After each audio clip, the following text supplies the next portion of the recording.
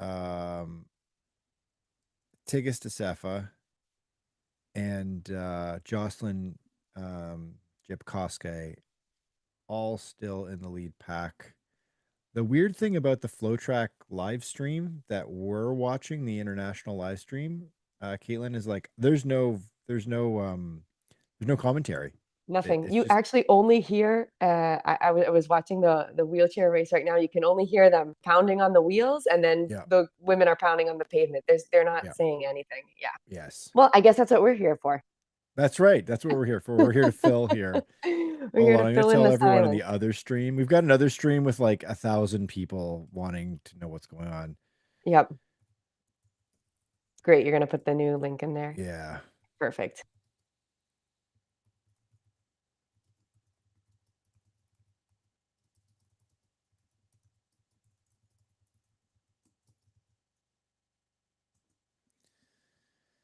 Okay. There Hold we on go. here. I have to Okay, go and I'm going to go and switch. I There have to we make sure I are. don't switch the new stream with. I'll make sure I get this right. Yeah, so we can do an update here. I don't think the men's Okay. race has even started. The men's elite It race has has not not. even started yet.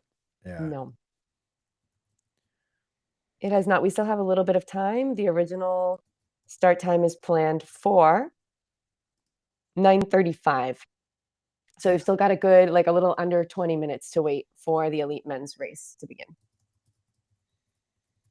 9:35, 4:35 Eastern time, if you're with us on the East Coast of the States.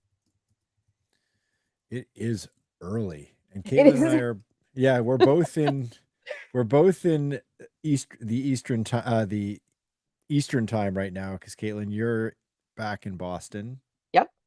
and I'm in Toronto, Canada, and our colleague Jessy Carveth is on the ground live in London, and actually we're gonna get her in on the stream in a few seconds here to find out what's going on. Oh, Awesome. in the wheelchair race, they're going by the Cuddy Sark, the famed ship slash museum. That's one of the features of the race. And we're getting a lot of the wheelchair race right now because it's sort of like right in the meat of the event going through the city. And it looks like the crowd is finally filling out because in the beginning there were just a few stray spectators on the side, but it looks like the crowd's filling out a little bit now.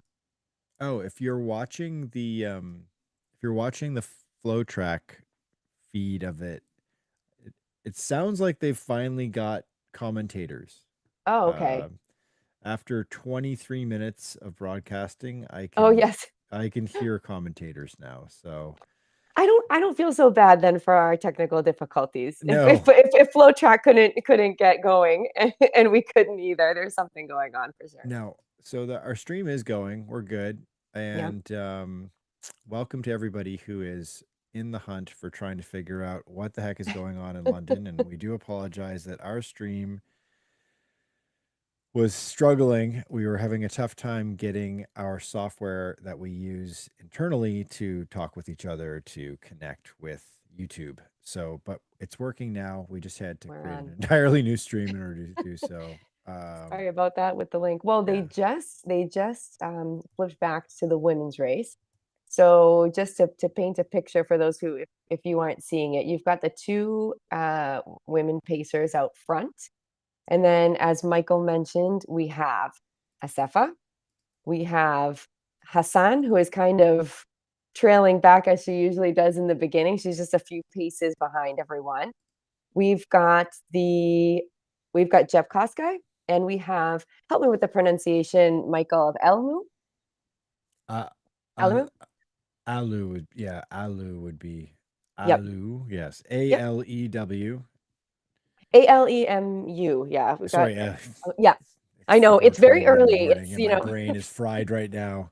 we've been up since 3. So we've got the 4 fastest runners out there right now behind the 2 pacers in that front pack, and they Yeah. literally jumped off the start together and left everyone else behind. Yeah, so They did. if you are watching, there's two women's pacers.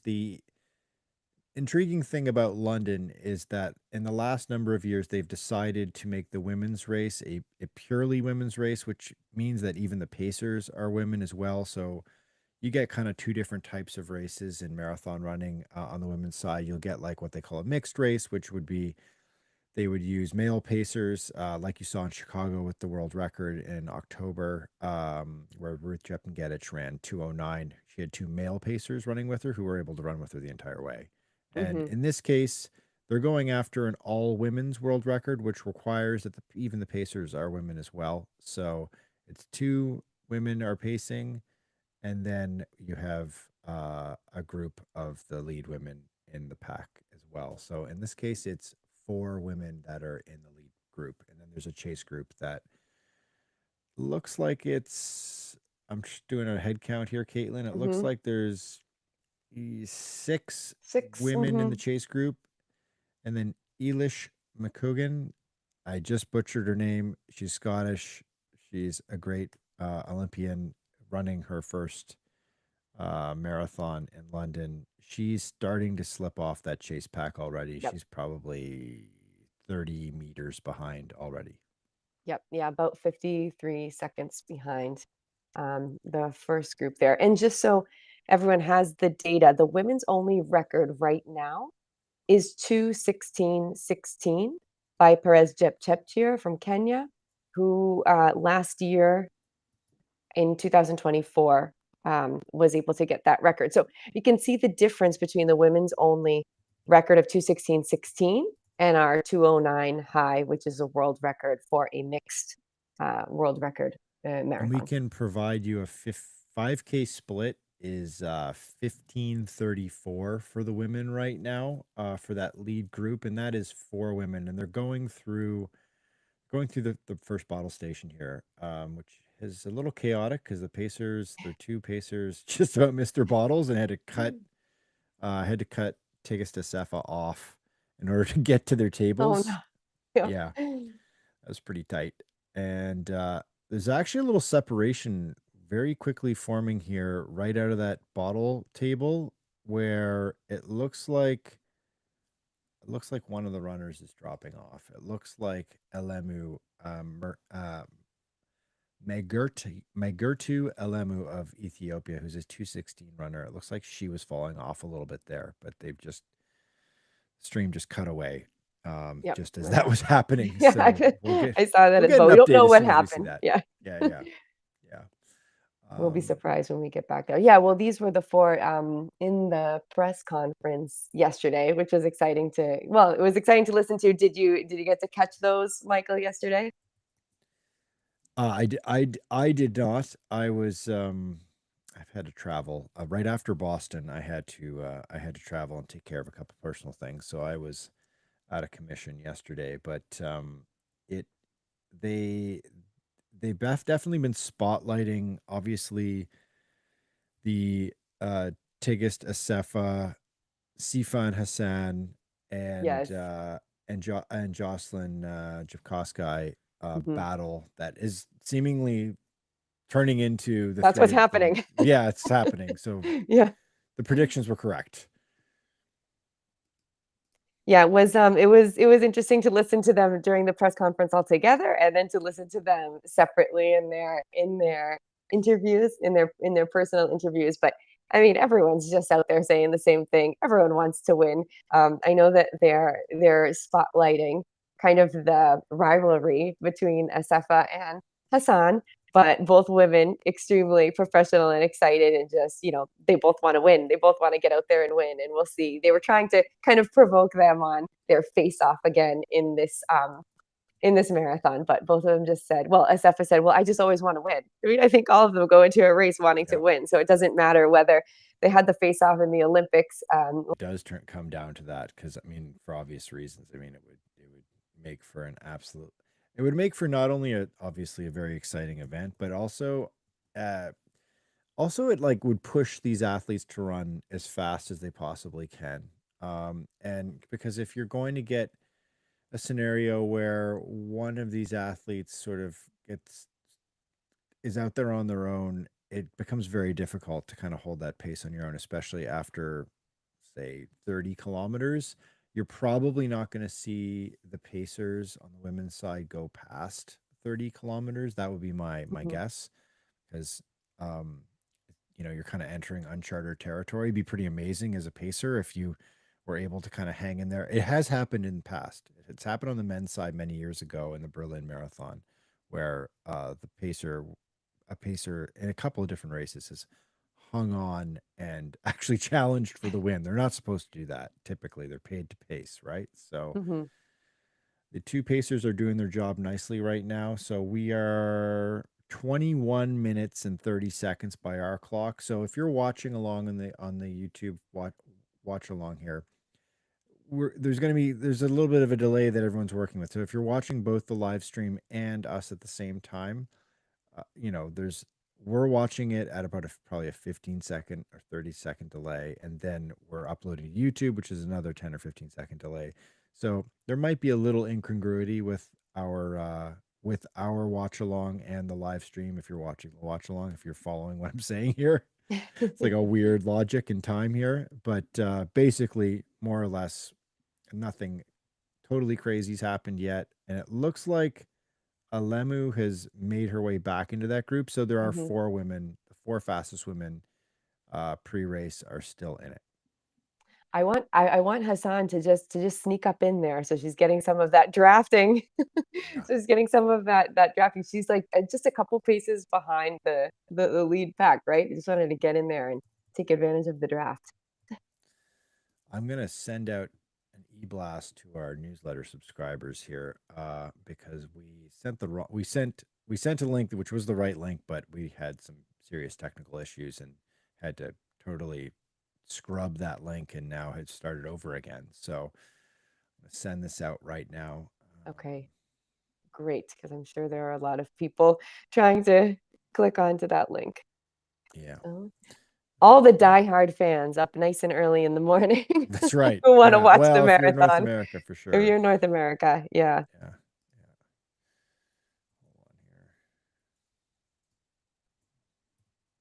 So just as a reminder, there were two elite women um, who decided not to run at the last minute. So remember that even though we still have an amazing elite race here today, we were going to have current world record holder Ruth Tepengedic, who was the first woman in history to run a sub 210. And she unfortunately pulled out just recently. And also the current women's only champion, who we just spoke about, Paris Jepchepchir, she withdrew from the race with an ankle injury. So unfortunately, those two will not be competing today, and that would have made for even a more exciting race, having two more champs up in there. But we still have four incredible racers in that lead pack. We just switched back to the wheelchair race, the women's wheelchair race. All right. They are 35 minutes in.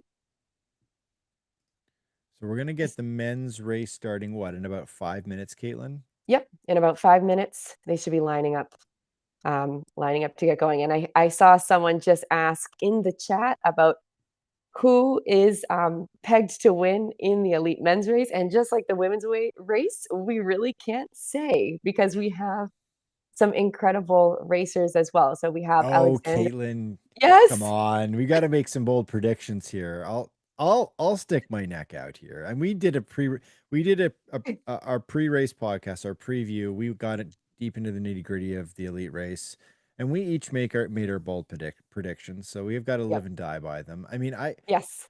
we can give a little snapshot here of the men's elite field. I think it's a little bit different than the women's side. And then on the women's side, I think there was three or four like clear heavyweight contenders. The men's field is, I would say, a bit deeper. And I would say there's probably about 10 guys on the men's side that Hmm. could come out with the win. And there's one really intriguing figure who's debuting in the marathon who I think has probably suddenly been vaulted to be the favorite. And Yes. that's Jacob Kiplimo of Uganda, who's the world record holder in the half marathon. So to answer your question, I think the favorite is actually probably Jacob Kiplimo, even though he's never run a marathon before today.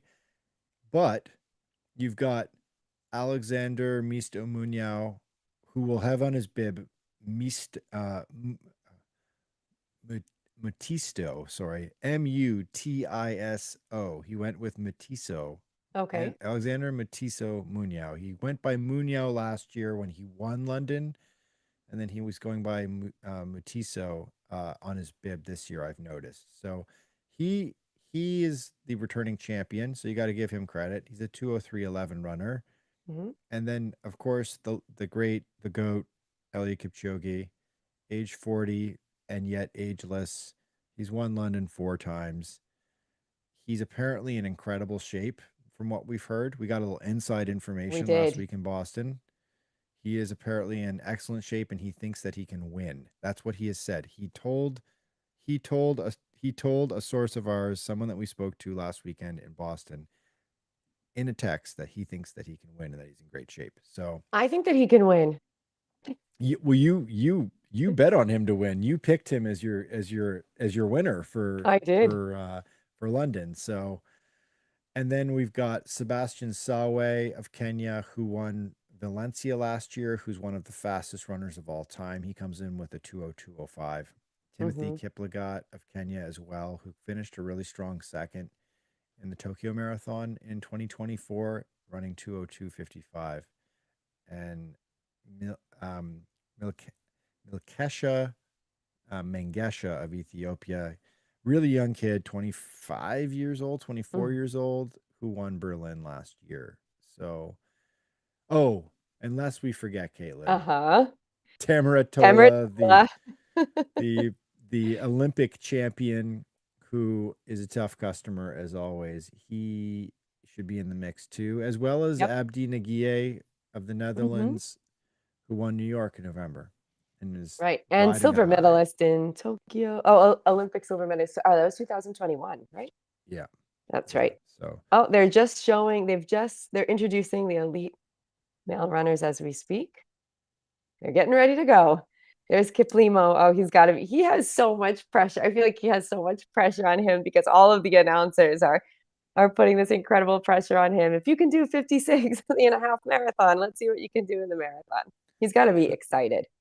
so an interesting figure here that they're spotlighting on the live stream and the broadcast right now is this kid Alex Yee, who's a triathlete, an Olympic triathlete. So that's an Olympic distance triathlete. So that's he's running a 10K in within his Olympic triathlon.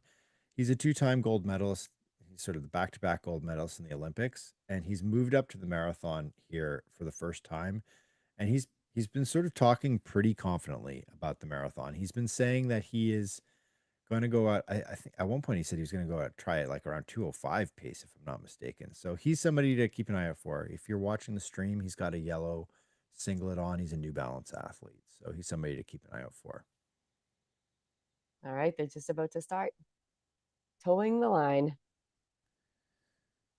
So Kipchoge's rocking mostly orange. So he's part of the NN running team, of course, which is this Nike affiliated group that his agency Global Sports in the Netherlands partnered with I believe it's an insurance company in the Netherlands, NN, and they've created this like really interesting product, this like team of some of the best runners in the world, and Kipchoge's obviously the headliner.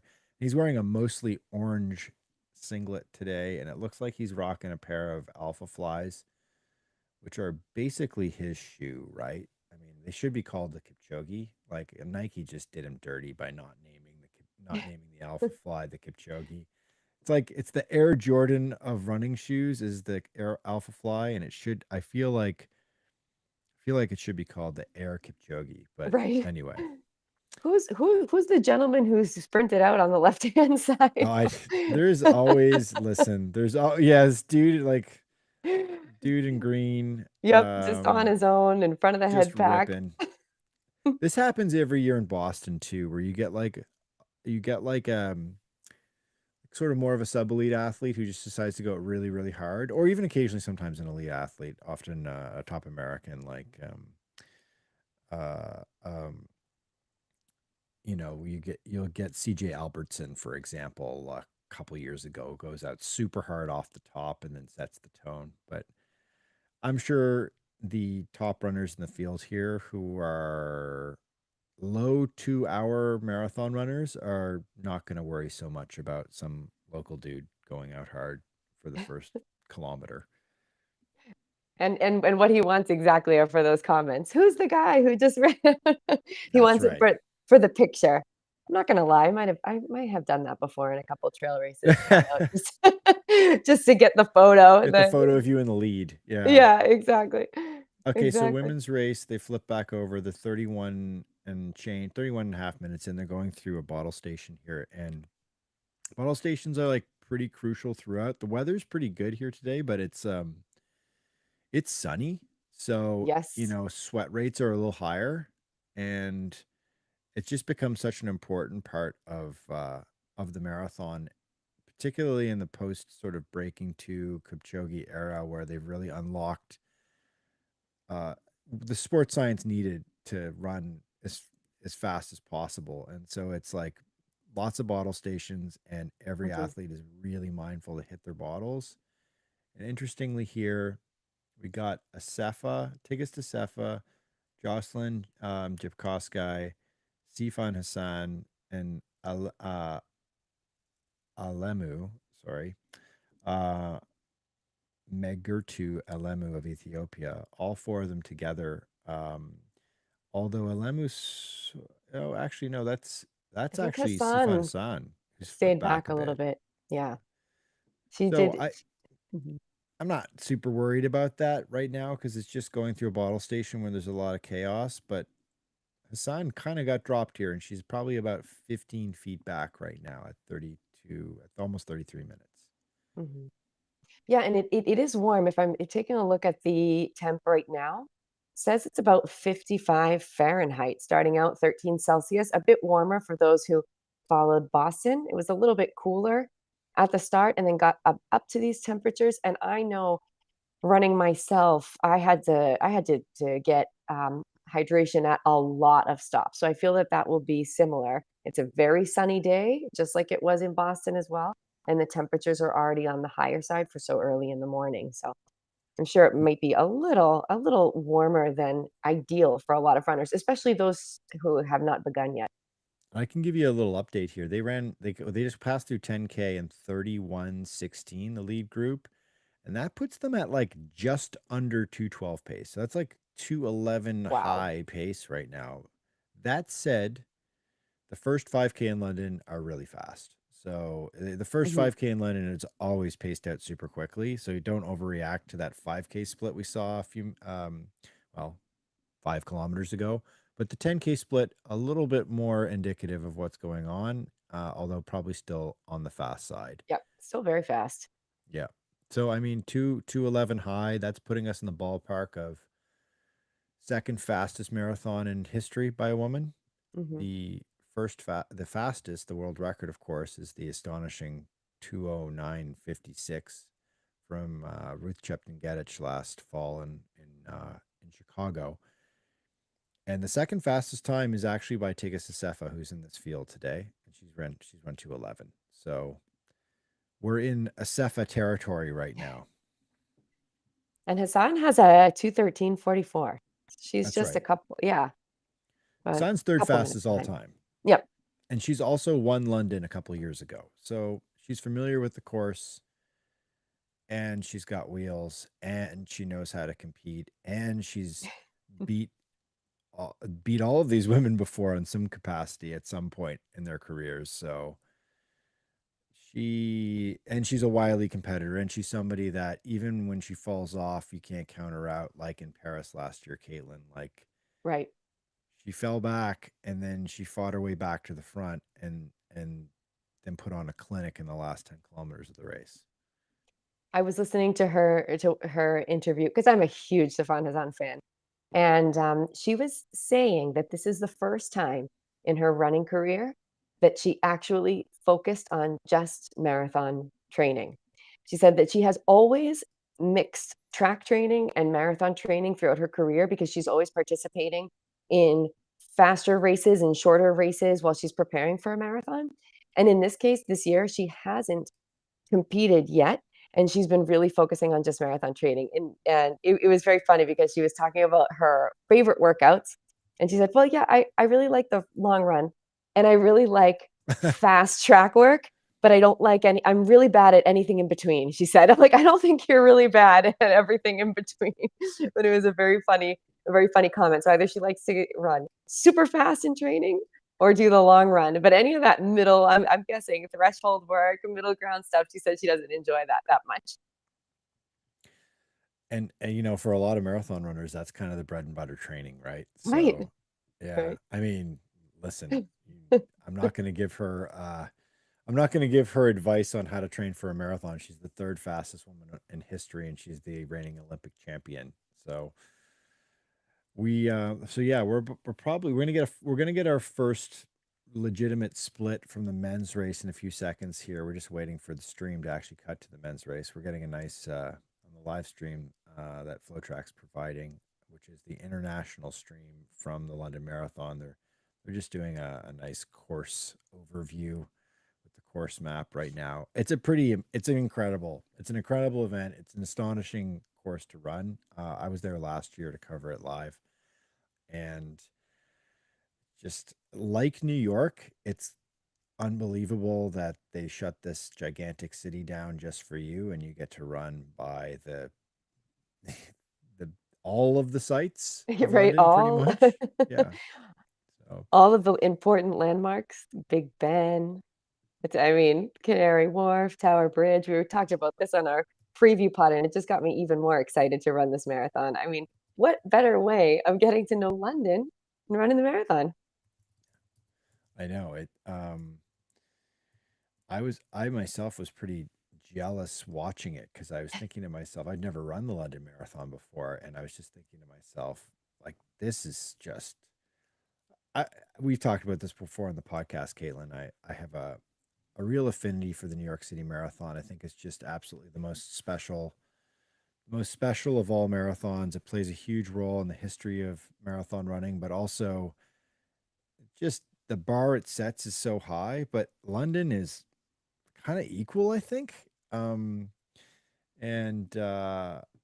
kind of I think it just gets overshadowed by New York because New York is such a huge international race, whereas London really focuses on UK runners first. Hmm. It's actually quite hard to get into London if you're not living in the United Kingdom. You basically have to get in through charity entry, or you keep signing up for the lottery, and you've got like a one in several hundred. No, it's a one in like over 1,000 chance of getting in. It's like the lottery, basically. It's like winning a cash lottery.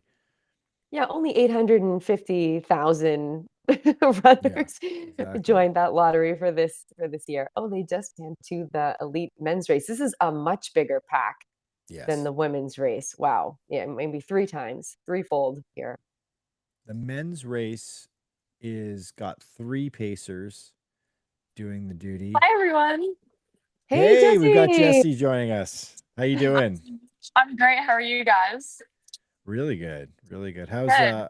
How's the vibes at the media tent, at the media setup? Yeah, it's super exciting. It's packed in here. I don't know if I can show you, but super busy.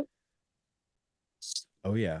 We've got the live stream of all the races going. Vibes are high. I walked here this morning and you could see everyone kind of warming up. Streets were busy. Everyone was setting up. So super good vibes here. Super exciting. And yeah, it's a good time. Cool. Now, Yeah.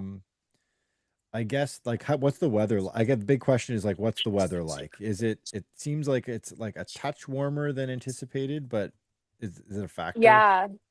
Yeah, it's definitely uh warmer than I thought it was gonna be. Especially when you're standing in the sun. So I walked here and I noticed in the shady parts it was quite nice, quite cool in the morning. But when you step out into the sun, you can really feel it actually. So I think it's Hmm. definitely gonna be a factor. It's supposed to go up to around 19, 20 degrees Celsius. Oof. So a bit Wow. warm, but Yes. yeah, especially in the sun, you can notice the heat. So I think the feels like temperature will be a bit warmer. We were talking before about how an interesting subplot here is whether or not Eliud Kipchoge is going to be able to redeem himself after a tough year last year, and if he's still got anything Yeah. left in the tank as a 40-year-old. Is there any Mhm. like chatter about that this weekend? No, honestly, most of the chatter has actually been around the women's race and breaking that course record and the women's only world record. So everyone's got their kind of eyes on the women's race for sure.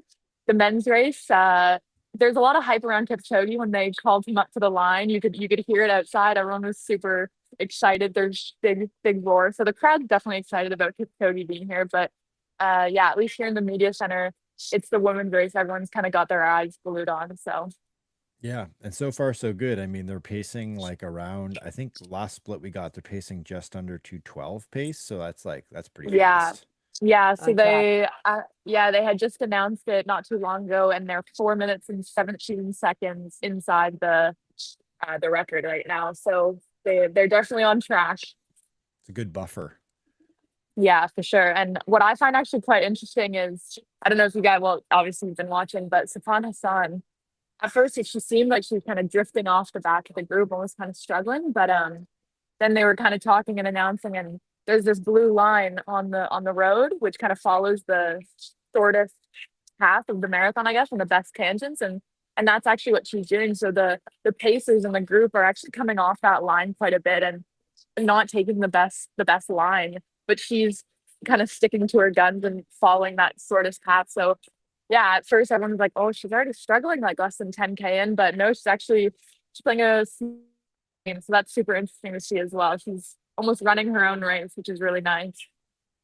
Yeah, we see that sometimes with the world marathon majors because they paint that blue line down. That's the how they measure the course, right? Yeah. Mhm. And you see this like weird differing approach where sometimes the group will try to follow the road tangent, and then you'll see one Mhm. runner just like way off on the other side. You saw that in Boston quite a bit Yeah. this year.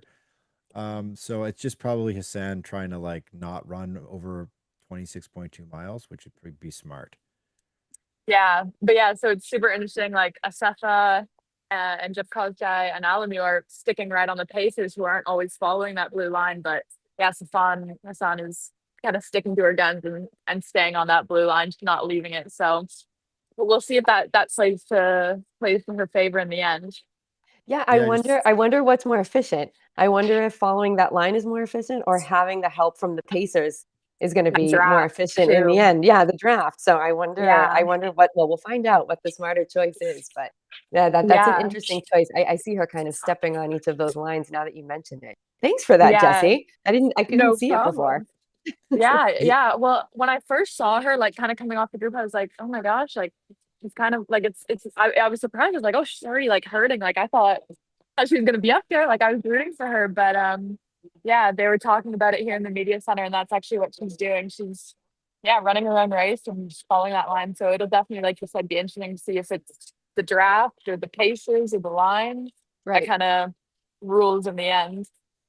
we are seeing. I can update here that we are seeing that the two pacers and Acefa, along with Jocelyn Jepkosky, are kind of creating a little bit of a gap right now with from Yeah, Sifan Hassan and Alemu. They're both kind of falling back a little bit. Although as yeah. I say that, they're kind of trying to work their way back up again. It's a little bit of like a bit of a yo-yo going on right now.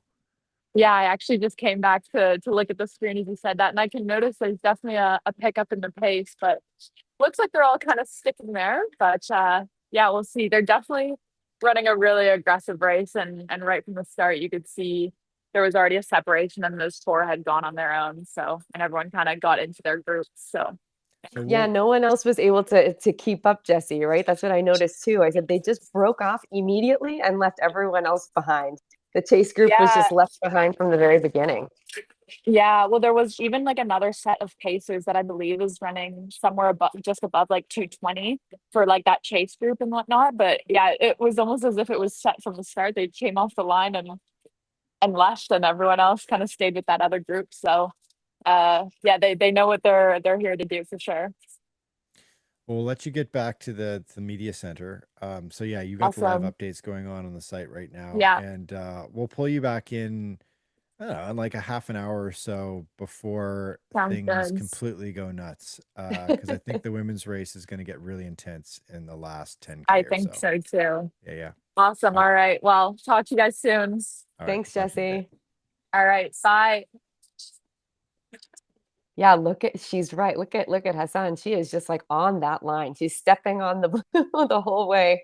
Yeah, Poor she's like thing. riding the blue line, which like seems counterintuitive when you're running the race, right? Because when you're running the race, you're thinking to yourself, okay, I'm just gonna like, cut around this corner as tightly as I can on this road. Like that's got to make more sense than going out wide and running this blue line. But that is when they paint that line down, that line is the course. It is the 26.2 mile course measured right down to the foot, right? So that is if you don't want to run a foot more, you stick on that line. When I was running Boston last week, I was looking for that line and I found that it was in some spots, but it wasn't along the entire course. Hmm. It they do paint it every year, and which is an amazing feat in and of itself because you think Right. about it like Boston's one thing because it's basically an old country road that you're going from into the city on. Probably a little easier to paint the blue line down there, Hmm. but New York, London, Berlin, Tokyo, really challenging situations to get that blue line painted down. And you'll notice here, if you're watching the stream, the blue line in London is not a solid blue line. It's Hmm. a dotted blue line. It's almost like a passing uh, um, hash mark type line, which New York typically is a solid blue line all the way through. Chicago is as well, from my recollection. And this one is just sort of like a hash marked line, which is kind of interesting. And the Yeah, you parts got to where I really follow that. visited in Boston, it was a thicker blue line. There were like three blue lines in Yeah. parts of it. So it was a Well, little, that's because it's Adidas. oh, there you go. Yes, they branded the blue line. It's the There thing you they did. go. Yeah, yeah. I think that's actually literally what they did in Boston, which is a clever move. Yep. So we'll get a split for the men's race in a few seconds here. But talk a little bit about let's save the Kipchoge talk for the second half. Okay. I want to see if the Kipper is in the race in after the half split. The half split in the men's race is going to be absolutely in, you know fascinating to deconstruct because will it be 61 minutes? Will it be 60 and a half? Will it be 60 flat? Will it be 62 and it's a slow race? I don't know. I would imagine it's going to be around 60. I think it's going to be around 61 or even below 61. So you think no one's going for the sub two?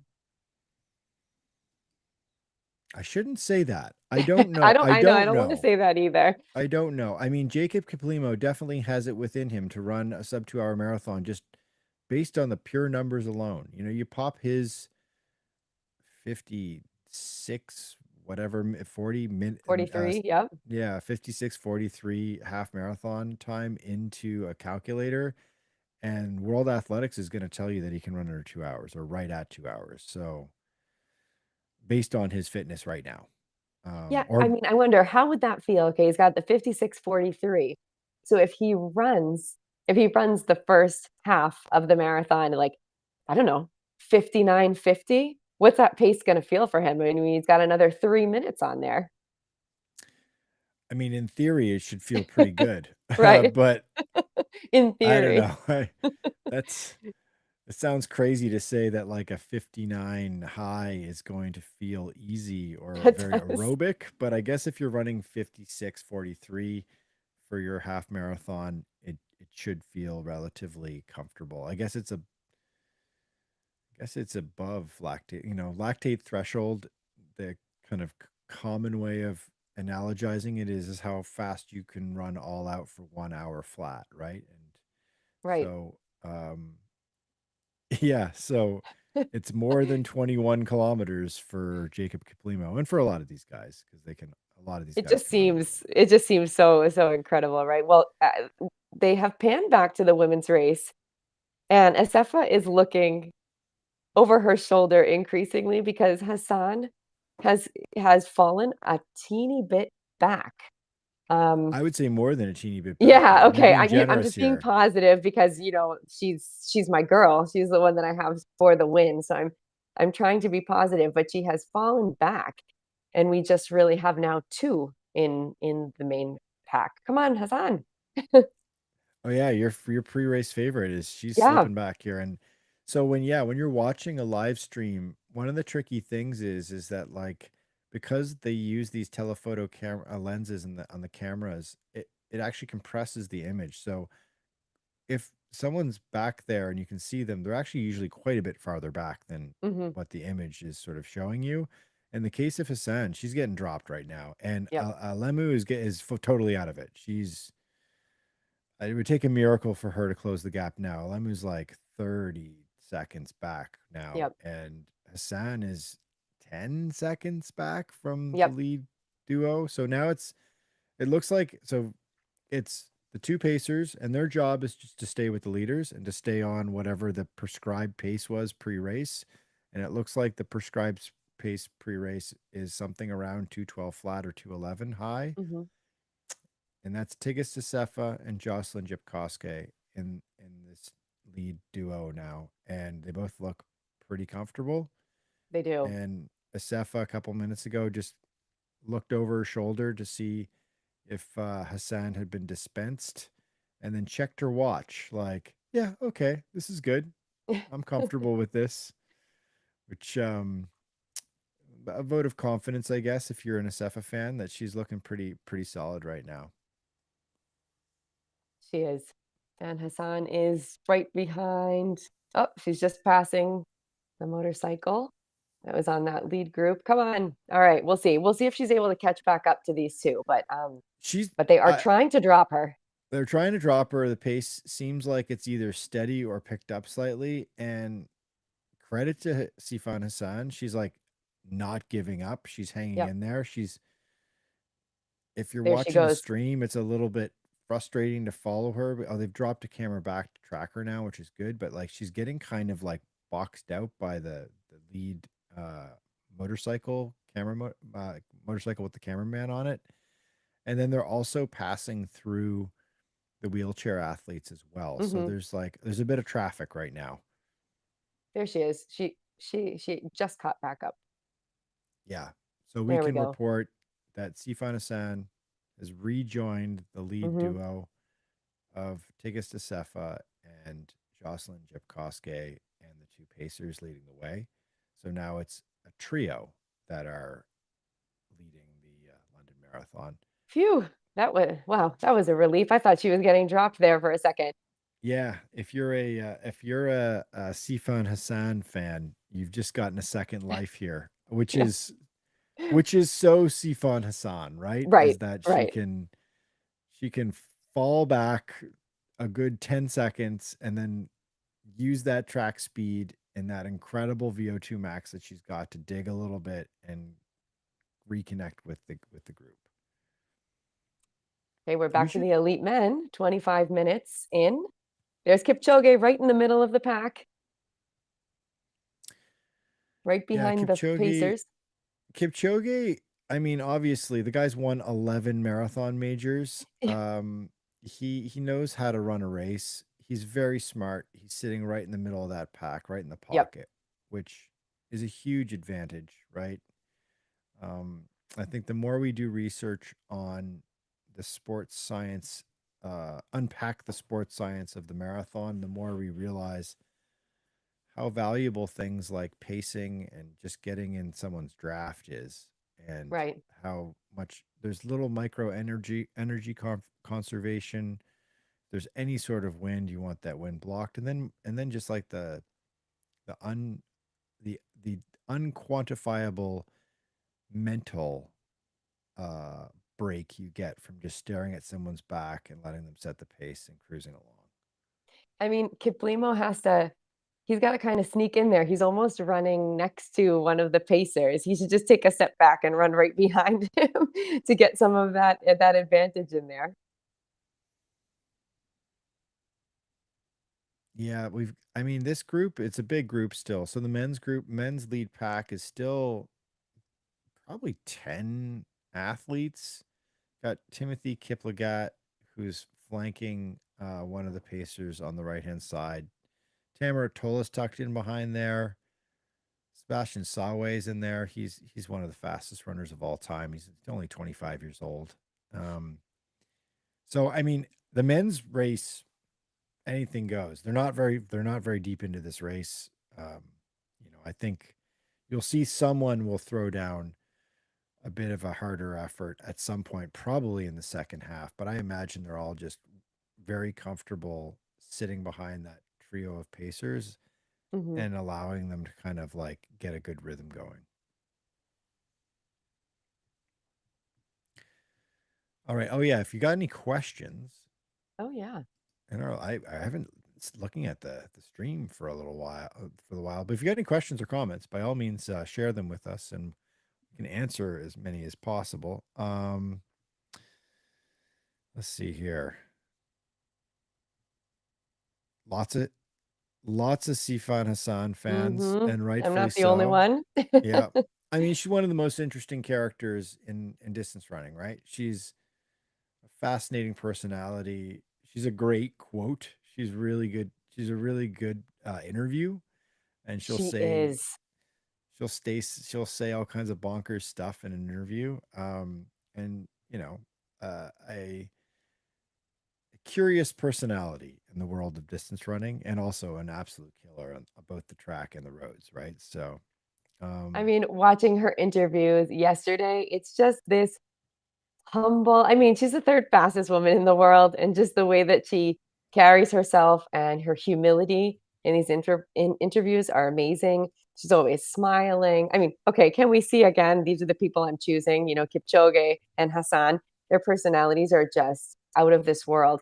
And it was funny because she was saying that she was very nervous. She was very nervous for the marathon. And later on in the press conference, one of the reporters asked Asefa, do you really believe that Sifan Hassan is nervous, or is she just trying to psych you out? And Asefa so nicely just kind of blew that question off. And she was just like, oh, I'm in the race to win. We're all in the race to win, and didn't say anything toward it. But um, Sifan Hassan seems very, very honest. She seems like she's not, that she probably was a little nervous. Oh, we're back to the men's race. Let's see. yeah. So the men's race, still a huge group. Um, all three pacers at the front, which is great. They're at about 29 minutes into the race right now, Hmm. and interestingly, Timothy Kiplagat of Kenya is kind of taking the lead here, although they've gone into a bottle. They've gone into into the bottle tables here, which is again a little chaotic, the bottle tables in this race, both in the men's and the women's side. But Hmm. Kiplagat is running kind of at the front. He had a big breakout race last March in Tokyo, where he placed second, and it was like a pretty close. I wouldn't say it was it was a sprint. I would say it was a long sprint to the finish, between him and Benson Kipruto, who won the Tokyo Marathon. And Kiplagat really had a big breakout with that race. And interestingly enough, Katelyn, he trained with Kelvin Kiptum. So he was Hmm. pals with Kelvin Kiptum and did a bit of training with him, and obviously was deeply impacted by Kiptum's death. But as well, I mean, to be able to glean whatever you can from Kiptum's greatness, while he was still around, would be a huge benefit for a runner like Kiplagat. Of So, course. I mean, it would be a big deal if he won today, obviously, because he's somebody who does not yet have a world marathon major win, but has sort of been right at the front and been on the podium. We're going through, we're passing the Cuddy Sark, Cutty Sark, yeah. the the big boat, one of the fascinating historical landmarks in the London Marathon. They like literally run right around this ship that is a landlocked ship that is they turned it into a museum a long time ago. It's a pretty neat structure. They've built like this sort of like glass hull around the hull of the boat, and they go around it in London, which is a pretty neat feature of the race. And it's like really also really great crowds to that section too.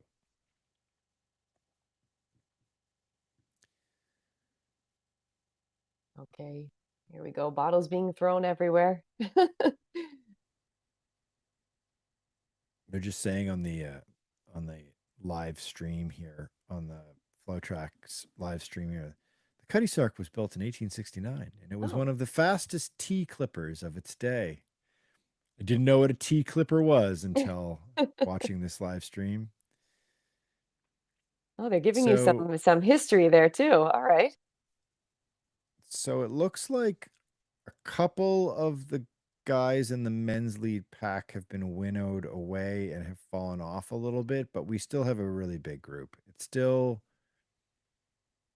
I want to say it's about 10 deep still for the most part.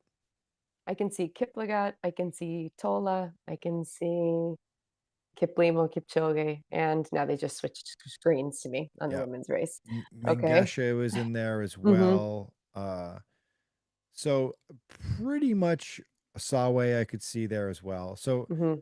pretty much all your heavy hitters in the men's side are still in this race, and which that bodes well. I think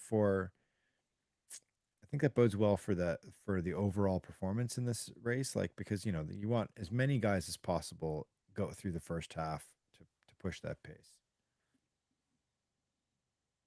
Safan Hassan has now done her. She's a couple paces behind again. The two, I just see that this is her race strategy. Yeah. This is the way she runs. She doesn't stick with the leaders too close, and I guess she's just more focused on her own race. So they're an hour 63 minutes, an hour and 3 minutes into this race. A little bit past 12 miles. They've slowed down a little bit here. They've been showing the last 3 miles have gone from 511. Well, it was 511, 503, and then 515. It's a Hmm. little bit of an incline through this section here. They're going up and down the Tower Bridge, and getting up the Tower Bridge looked like it was a pretty arduous effort on their part. And And they lost a pacer. they lost a pacer. Okay, Yep. so we're down to one pacer on the women's side, which not ideal probably, although you never know when the Pacers are paid to get to a certain point. It could be in this case that the pacer was paid to get to about 20 kilometers, but that's very Hmm. short. That's very early for this race. Maybe she just couldn't make it. And you can see Asefa just locking in behind that one lone pacer and kind of um, not letting the other runner not letting Jep Koska in there. She's kind of like elbowing her out. So she's staying behind, and Asefa is pinned right behind the pacer, like taking advantage of every draft in there. And now I cannot see Hassan again. She keeps doing this to me. She keeps hiding out somewhere in the back and falling a bit behind. They're on pace right now for about 2:13:20 based on the last split 2:13:20. Okay. through about 20 kilometers. That was from the through the 20-kilometer marker. They split it in 1:03:12. Safa grabs the official leader split at 20K, although it's really her and Jocelyn Jepkoska side by side. Hmm. And then you've got Sifan Hassan at that 20K split was 5 seconds back. Hmm. And now she's looking like she's more like 10 seconds back again. She's just all over the map, Katelyn. Like, She does, and it worries me to need to run those surges. I feel like that's quite, and every runner is different and efficient in different ways. But I know when I get into a race like that, don't you feel like if you surge, it sometimes feels less efficient than just running consistently. But since she's a track star, maybe this is this is comfortable for her, and those surges don't take out of her what it might take out of another runner. I mean, listen, you can never counter out. If you were to ask Tigges Sefa right now what she thinks of Sifan yo-yoing back and forth, falling back 10 seconds, clawing her way back up to the lead to the lead duo, falling back 5 seconds, clawing back up again. Sefa would say, I recall in the Paris Olympics that she fell off and then ended up somehow summoning a like glorious lightning fast sprint in the last few hundred meters of that race. So until until Hassan is more than a minute back, don't count her out. Right. Absolutely. I But agree with you.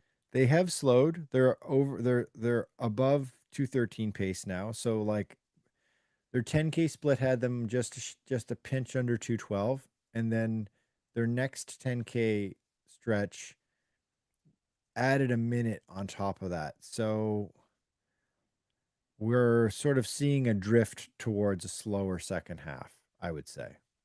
Okay, and that's what I was gonna ask you, that you're familiar with the course, Michael. How is that second half? Are there spots there where you'd be able to speed up? Are there any slight declines where maybe a faster second half would be possible, or the opposite? I mean, it's a fast course. It's a world record capable course. Mhm. It's not quite pancake flat like Chicago. There's some little ups and downs.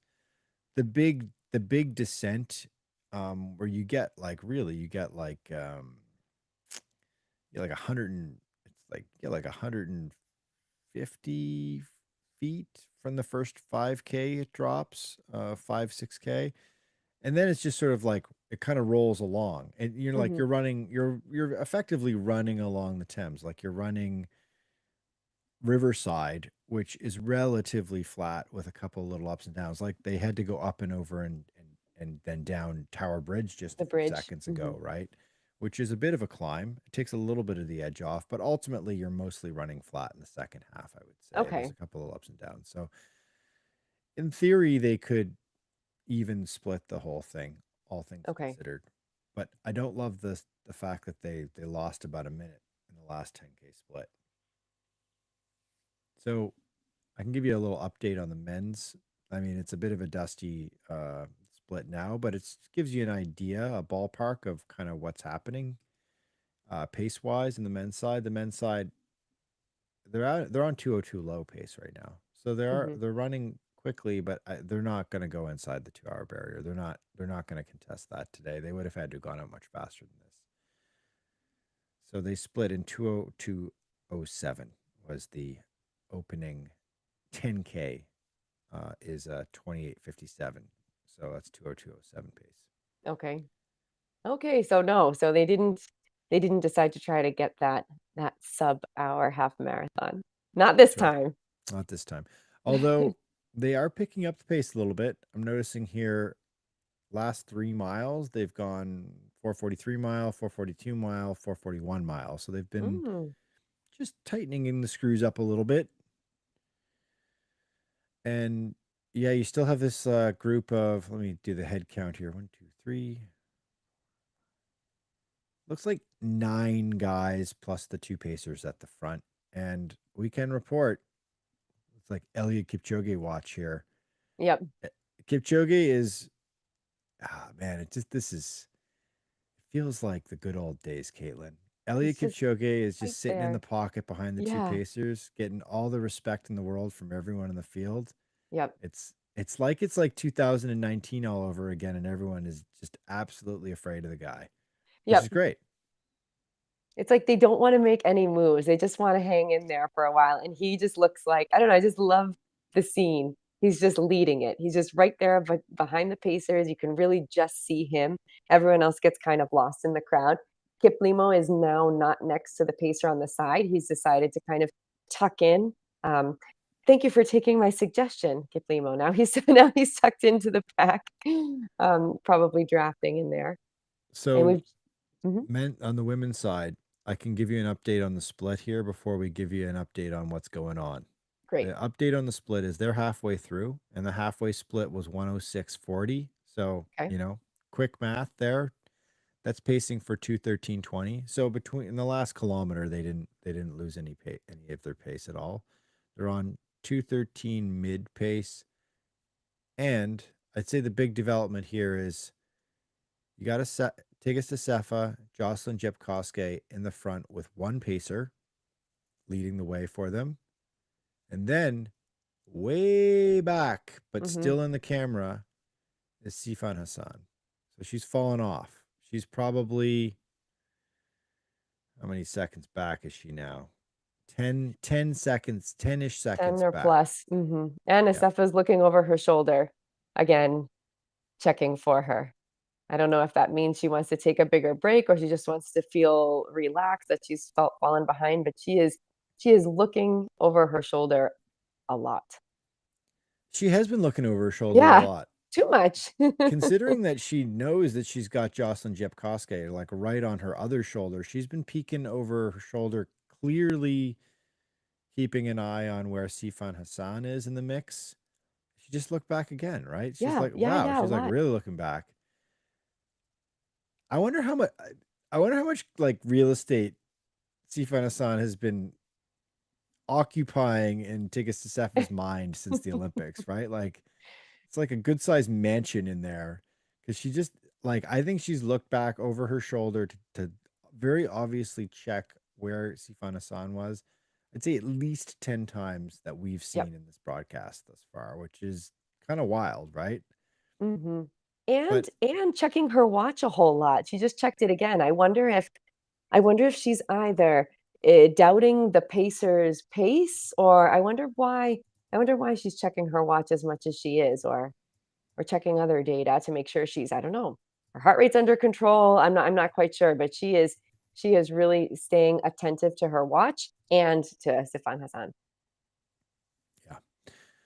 Yeah, I think her attention should probably pretty quickly turn to the person right next to her, and Jocelyn Jepkoske, who is no joke either, who is a pretty tough customer herself. Absolutely.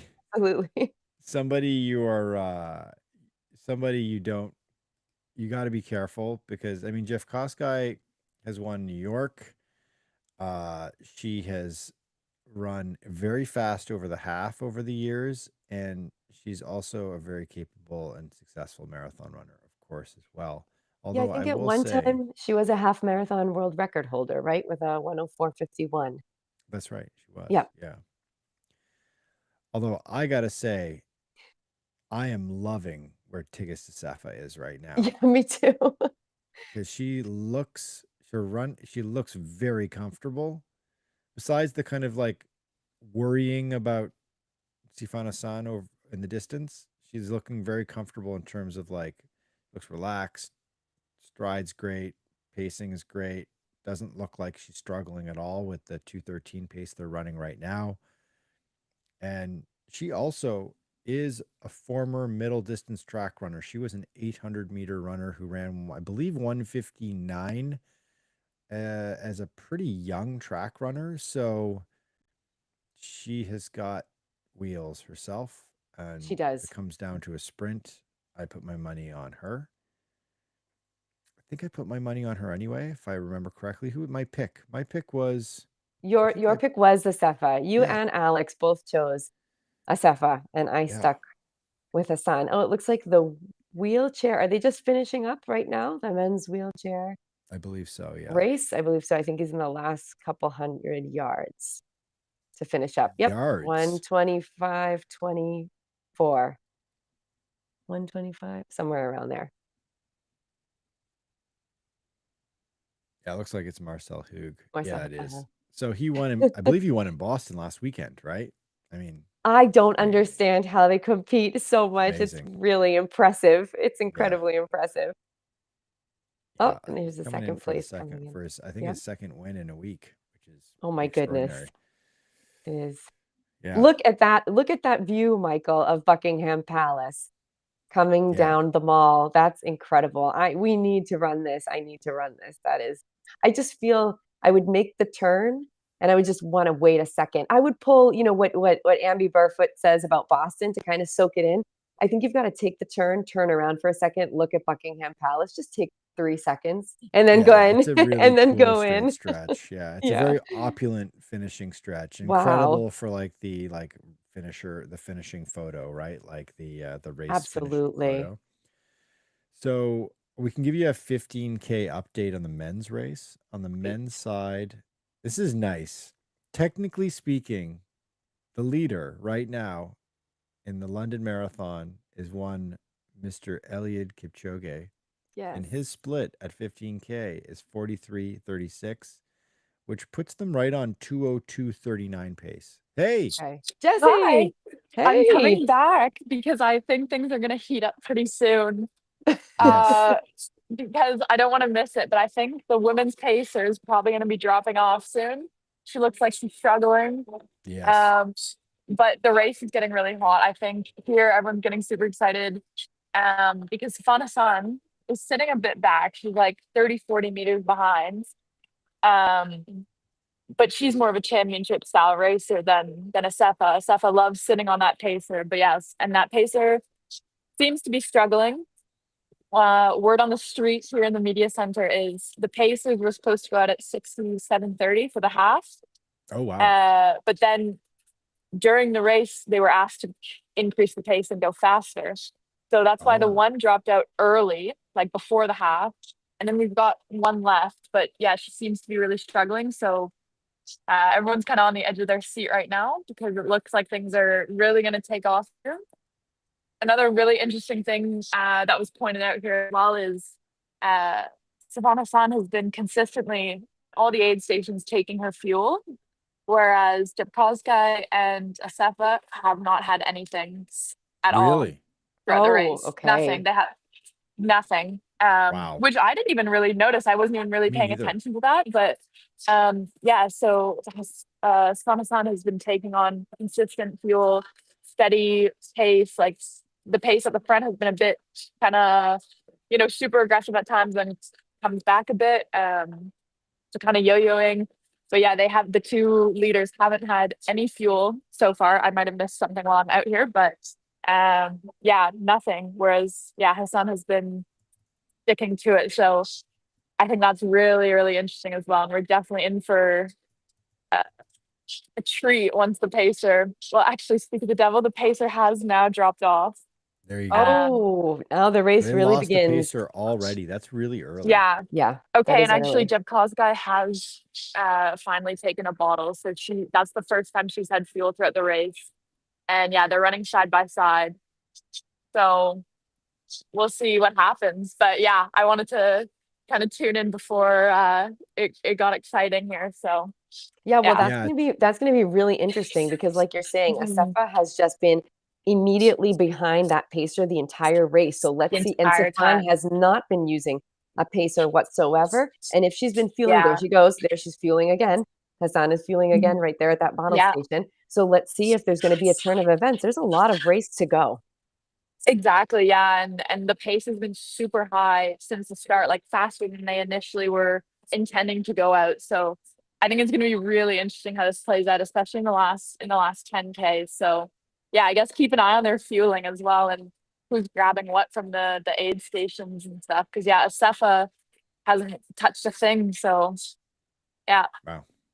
It's incredible little turn of events here, Jessy, that especially that they asked the Pacers to run faster than they agreed upon pace. I'm not sure what the new pace was, but yeah, apparently not that far into the race, they had announced here that they had just asked the Pacers to go faster at a different pace. So I said, I'm not I'm not sure what the new pace is, but yeah, apparently they had asked the Pacers to go a bit faster. So we'll see. Mean, very risky maneuver considering they're 25K in right now, and and there's no pacer left. So this is just like this is a throwdown now. It's like yeah. Honestly, it's reminding me a lot of the Olympics because throughout the Olympics, I kept thinking, oh, Hassan's dropped. He's not in the race anymore. But then all of a sudden, he came back out of nowhere and won that sprint. And I think she's just very, very sure of herself, and she's very much like a championship style racer. I think Asafa really thrives with like a pacer. Like I think she can run very, very fast, but she thrives in that like consistent pacer, just sitting there and kind of zoning out, like less of a tactical runner than Hassan is, although very fast. So we got a 25K split just back there a couple minutes ago, and they're still Mhm, on 2:13:43 pace, and mhm, Hassan is actually 26 seconds back now at least. mhm. So that's a lot to cover at 26 Yeah, seconds. Although I wouldn't count her out. I'm not counting her out, but that's just a ton to cover. it's And a this at lot, this but stage, I yeah. do think the fueling is going to be a big thing. I think Yeah. I'm very interested to see how that plays out because yeah, at that aggressive pace, there, yeah, it's you can't maintain that for 42 plus K. So, Yeah. It's currently, I mean, weather is a factor too. It's sunny out there, and it's Right. currently 59 degrees Fahrenheit, 15 degrees Celsius. Humidity is not super high. It's at like 66%, and there's basically mhm, no wind from what I can see. Mm-hmm. But yeah, that's still not cold. That's getting That's no, warm, warm. right? Yeah. Yeah. yeah, and in the sun, it is quite warm. So, well, I'm gonna Well, get back to the media center yep. as the wheelchair athletes are gonna start coming and taking the stone. So I'll chat to you guys later, though. All right. Thanks for Thanks the for the update, update, Jesse. Jesse. No problem. Bye. Bye. All right.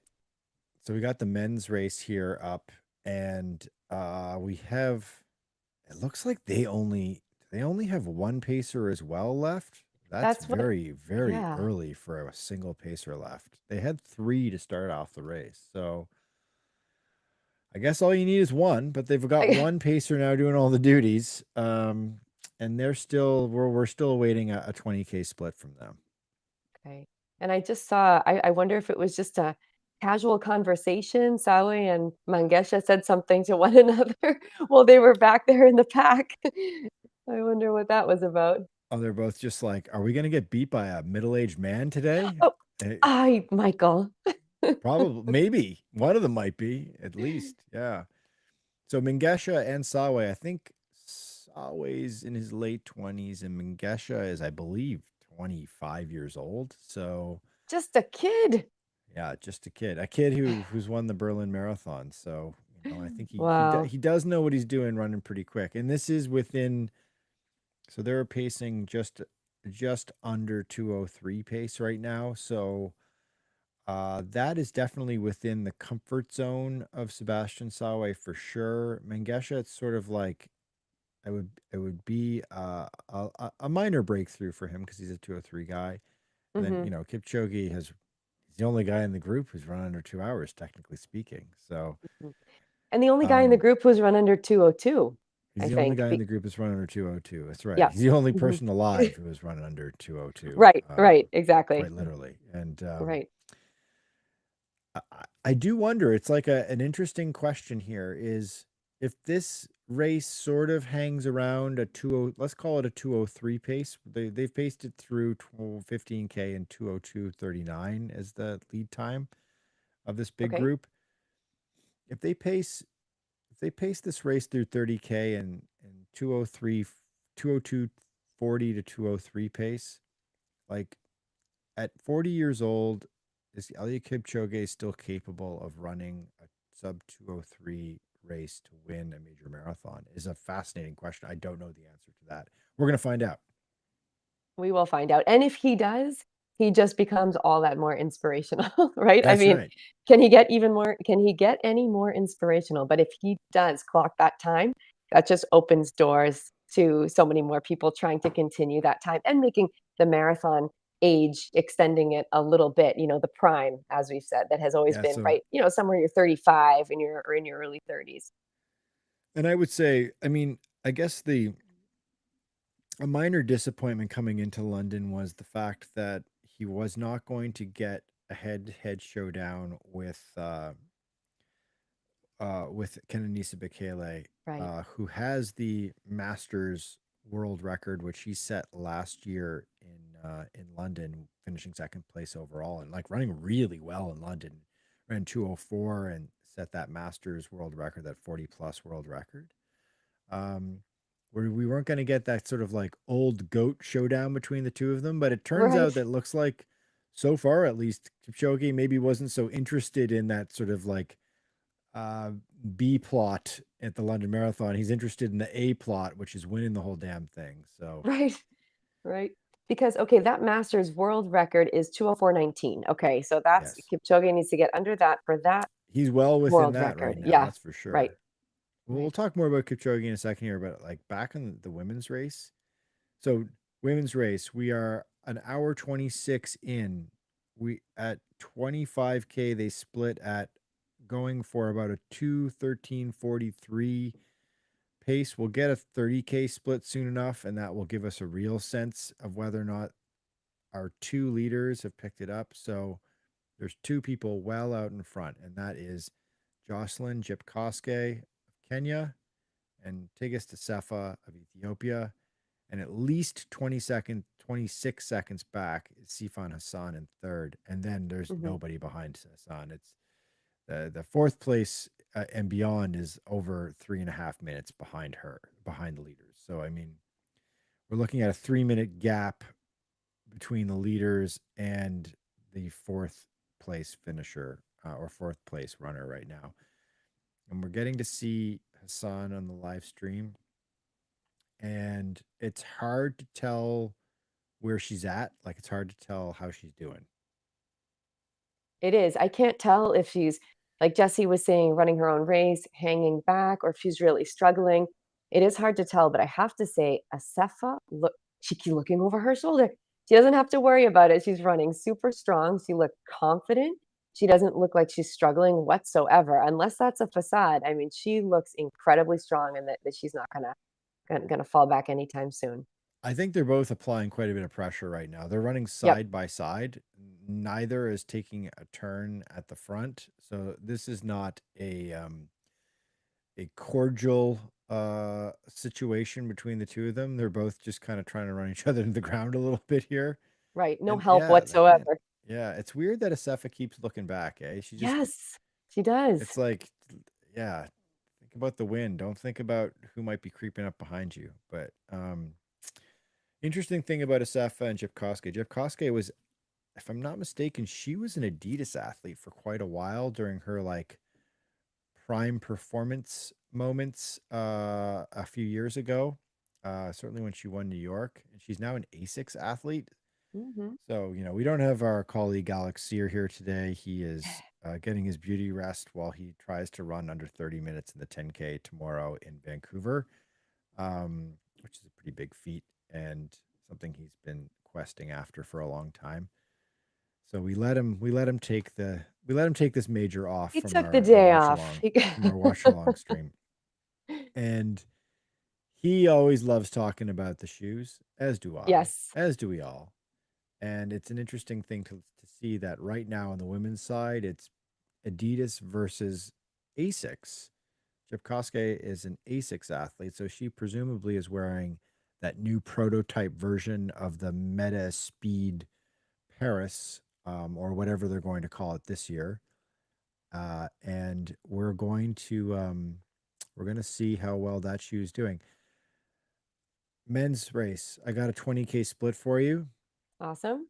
It's 58:16 through 20. That puts them at 2:02:56. So they've lost about 16 seconds in the last 5K in terms of their pacing. They were on for about 2:02:40 before that. And Milkesha Mengesha of Ethiopia, who won the Berlin Marathon last fall, he is kind of leading the big group right now. Mhm. And Michael, did they well, now they're showing the chase group where the pacers are still on board, but in the lead group, did you also see that it looks like they're running without pacers at this point? We'll have to double The check when lead, they yeah, I pan don't think the back. lead group has a pacer anymore No, either, and they've only gone through 20K. I mean, that is right? poor pacing or poor commitment to pacing. That is gonna be tricky. I would have expected the pacers, or at least one pacer, to hang on until 30K. I'm surprised. I wonder what happened there. or at least 25, Hmm. oh, no, that's the chase pack that they've Yeah, this cut is to the now. chase pack. They still have two pacers in the chase pack there. That chase pack has got Sander Moen in there. He's the Norwegian runner. He's run 204 many years ago now. But he's obviously a very talented runner. A group of 5 athletes and a pacer going through in this chase pack. We'll get a split on them too soon enough. Give you a little update here that right now on the men's side, there are 10 athletes in the lead group. They've gone through half in 101.30. That's 203 on the Okay. nose pace. Okay. So slowing down a little bit, Yep. slowing down a little bit. And there's 10 athletes, including all of the heavy hitters in the race. You've got Eliud Kipchoge still in there. You've got Mohamed Essa of Ethiopia. Jacob Kiplimo in his debut, he's still in that group. Abdi Nagihe, who won New York last fall, is in there. Timothy Kiplagat is in there. The reigning champion, Alexander Tiso Muniao, he is in there as well. And so is Sebastian Sawe, who's one of the fastest runners of all time, as well as um, is this guy Aminal Petros of Germany, who's getting a lot of screen time as well. He is in that league group also. So Okay. 10 really good runners, Yeah. pacing out And did was exactly Tola still 203 up flat. there? Is Tola still in there as well? Tola is also there too. Sorry, I didn't mention Tola. He is Right. also there too. So the Olympic champion Tamara Tola is also in that lead group of 10.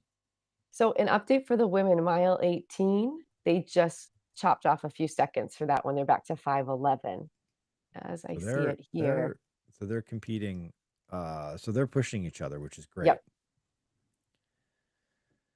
Oh, and Asefa just took the spot behind. Oh boy, there she goes. Okay.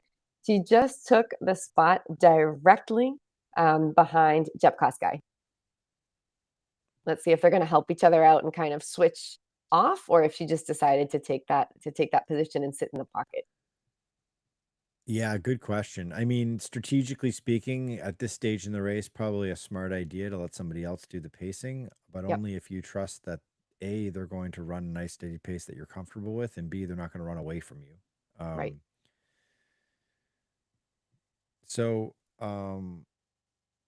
just a little update here on Aminal Petros, who is an athlete that is getting a lot of screen time in there. He's a 204 high marathon runner from a couple of years ago in Berlin. Um, he is a German national who was born in Eritrea. So, an interesting character in there who's probably running kind of like he's running the race of his life right now, if he can hang in Hmm. there. Yeah, this group is still, 10 strong. This is a really big lead pack. And Kipchoge and Sawe look like they're taking the lead of that pack right now. Now that the Pacers are gone, now we can see everyone a bit more. Kiplimo's still right in there next to Kipchoge. It's So, a nice tight group. I mean, Kipchoge looks fantastic. Yeah, I think incredible. I think he's looking very kind of composed. He's looking very Kipchogean right now. It's looking like the old Kipchoge. Cruising, He's got it, obviously he's got that metronomic stride, that incredibly compact, very economical stride. Everyone is kind of deferential to him right now. Kipchoge, for better or for worse, is kind of turned into the pacemaker to a certain degree. right? It's just like I feel like are we turning back time here? I'll say He this right now, looks Katelyn. amazing. Yeah, If Kipchoge can win this race, it is the definitive win for him. It is yep, one of the most important accomplishments, victories, performances of his entire career. It, it's a signature performance if he wins. I mean, he already, in my opinion, is the greatest marathon runner of all time, and I think it's pretty inarguable. If he's able to win at 40 in the London Marathon with all of these very capable, high level runners at the peak of their powers as well, Um, I I I think it's just a cause for celebration and Absolutely. really cool. Be a really cool performance, a really cool thing to watch in running history.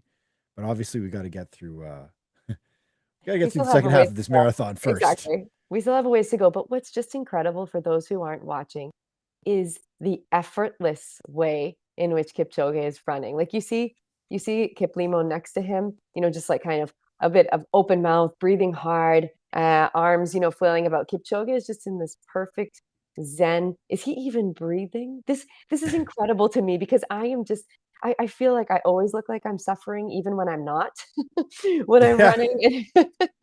And I just can't imagine being so composed and look so under control out there in front. He's just it's incredible to watch Kipchoge run. So I can provide a 30K split that we got a little ways back from the women. Great. The two leaders are the only two to go through 30 thus far. So Asefa and Jocelyn Jepkoske have gone through 30 kilometers and 1:35:33. That puts them on projected 2:14:23 finish. Okay. They've slipped a little bit in the last 5-ish kilometers, but not a lot. Not a lot. And they're still coming in well under so far that women's only world record time of 2:16, Yep. right? So, which was run here last year by Perez Jepchirchir, who is not in the race, who is not able to start. So, Yeah, she was unfortunately out with an ankle injury, as she reported a couple days ago. yeah. So, that's, I mean, that's encouraging. That's exciting. It's still very close between the two of them. They're still kind of like side by side or, you know, one after another. I don't think anyone's giving up any ground on the other. Hmm. And on the men's side here, um, it's Timothy Kiplagat of Kenya who has kind of doing the de facto pacer duties right now. He's out front, Hmm. and it's a great squad of. I'm just going to do the head count to be sure. I believe it's still 10 Yep. runners. Yeah, They were kind and of he shuffling around a bit there, and I wondered if Matiso was going to make a move. I felt like a couple of the guys were looking to kind of open up. They opened up where they were almost covering the entire street, like in a single line, and now they're back into pack form. But they're really switching around who's kind of taking the lead. It looks like now is that the German runner who kind of is pulling ahead. It's funny. There's a lot of shuffling going around right now in that there's a men's lot of lead like pack. there's a Yeah. it's a 10 athlete group. They're kind of bunched about 4 abreast, Hmm. and yeah, especially in this twisty section of the course where there's a lot of turns through neighborhoods here. They're kind of like with each turn, they're kind of it's like a school of fish. They're kind of like going all over the place. Yeah. Yeah. And Exactly. yeah, you got Petros in the lead Yep. briefly there. He's a Puma athlete. Hmm. Puma has had a little bit of an interesting breakout in the last week. We were in Boston last week, and they dropped a pretty big bombshell in the shoe world where their latest iteration of the super shoe, they launched it in Boston last week. We got to look at it. Our colleague Alex got to take a look at it, and their claim is that that super shoe is like quite a bit better than either the Alpha Fly or the Adidas Pro Evo, which is Adidas's sort of bleeding edge super shoe. So I mean, Petros is looking pretty good, and so far he's running the He race of his is. life. He's effectively a 2:05 runner who's running in the range of 2:03 flat right now. So if he can hang on and shave a minute or so or two off of his personal best, I think that'll bode well for the marketing around that shoe. But in terms of like the brand arms race here, there are 3 Adidas athletes. I can eyeball right now, Katelyn, that Hmm. Tamara Tola is wearing the Adidas Pro Evo 1. It's the white and Good black eye. shoe. And I can also tell you that Sawe and uh, Mutiso, who won London last year, are both wearing the Adidas Pro Evo 2. So the upgraded version. Hmm. Pretty sure Tola is wearing last year's version. He's wearing the V1, I'm pretty sure. I actually think, yeah, they were talking about what shoes they were going to wear in the press conference yesterday. and one of the elites did have the V1 and a couple. So I think I don't know how you saw that, Michael. You've got a really Just good eye. I just know the colorways, You Katelyn. They're burned into my brain. I And then guess we've got so. a group of, so we got a Puma guy, we got Hmm. uh Gesha's a Nike athlete. I think he was wearing Alpha Flies, if I'm not mistaken. And of course, Elliot Kipchoge, Nike athlete, the signature Nike athlete. He's wearing Alpha Flies, of course, as His well. shoe, Yeah, his shoe. It should be the Air Kipchoge, as I said earlier. right? So, back I to the have a women's little bit of race. bad news. Yeah. Sifan Hassan is 1 minute and 10 seconds behind Asefa. Oof. Yeah, I yeah, would, and Jeff I, Scott's guy.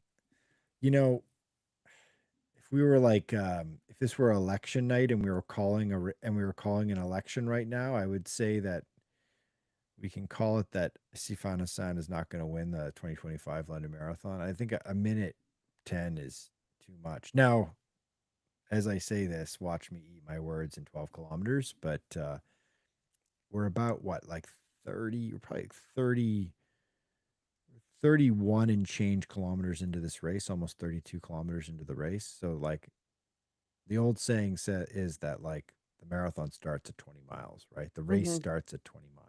So, this race is kind of like just beginning for these leaders right now. We still may get our sprint finish that we wanted, Yes, just not between the two runners that we were expecting. Because I mean, that's right. Asefa and Jeff Kosgei are really battling it out. They've been with each other the entire race, so we still might get that really close finish. And like you said, there's still a long way to go, but they just both look so strong, and so far no one is lagging. Let's hope that what Jesse mentioned to us about the fueling isn't going to affect either of them. And we'll see. I haven't noticed if they've picked up anything, but since it switches back between the different races and the different groups, we could have missed something. So I'm not quite Yeah. sure. Jesse will have more information for us on that, because she has all the inside info on the ground in London. Well, the neat thing about being in the press room at a major marathon is you usually get multi screen and you usually get a continuous feed of the men's race and the women's race. And often you'll also get a secondary camera as well. So you get to sort of like monitor absolutely everything from every race in real time, which is great. Wow. And yeah, as you're alluding to, Caitlin, our colleague Jessy Carveth, our news editor, is in the press room in Boston right now, and she periodically pops in this feed here to give us some updates. And she noted a couple of really intriguing things. One, that the leaders in this race asked the pacers to run faster, which probably led to them sort of burning out of this race really early. And then the second thing was that the two leaders in our race, Tigges Sefa and Jocelyn Jepkoske, haven't really been taking a ton of fluid of their nutrition at the water table or at the nutrition tables, the bottles at the bottle stations, which is risky considering how important that nutrition can be in the second half of the marathon. Or maybe they're pulling a Michael Doyle. That's right. I don't love a ton of nutrition when I'm running, although I'm not an elite runner. So, you know, uh, Astefa is now that she's not looking back as much, I'm sure that she thinks, she knows that Hassan is quite a bit back, but she still is checking her watch. So I wonder if for her right now, the most important thing is getting that world record, the woman's only world record, because she really seems to be focusing a lot on the watch and probably making sure that she stays on pace so she can beat that world record. to quote the great Danny McBride of Eastbound and Down, dollar, dollar bills, y'all. That's why she's checking the watch. She's checking the watch to make the payday for breaking the women's only world record on this course and for setting the course record is a big deal. Now the Okay. course record overall is 2:15:25, I believe. Just going off the top of my head here. That would be Paula Radcliffe's former world record she ran in London in 2003. So if they can go get under 2:15, and set the course record, the women's only world record, and win the race, you're just adding all those zeros, right? You're just adding everything up.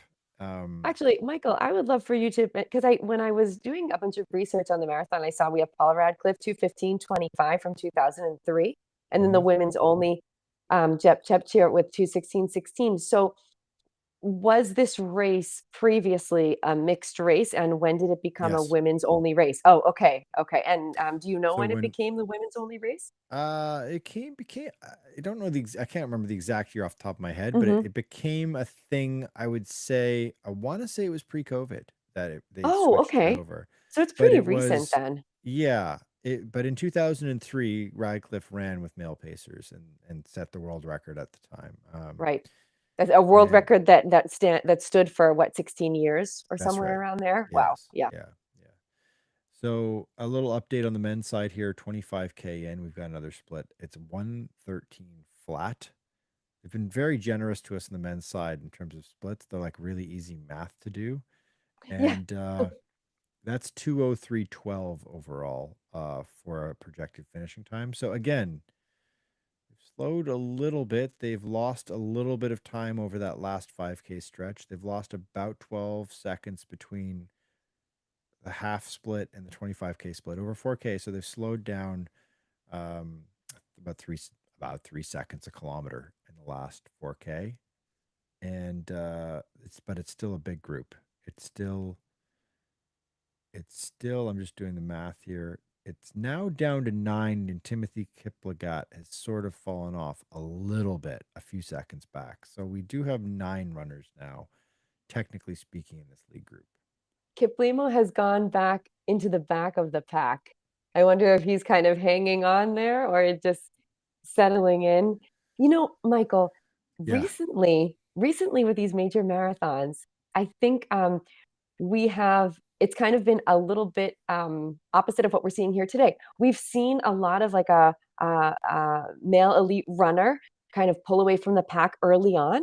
I think this is one of the most exciting major marathons that we've seen recently, where there's such a big great group so call. far into the race, don't you think?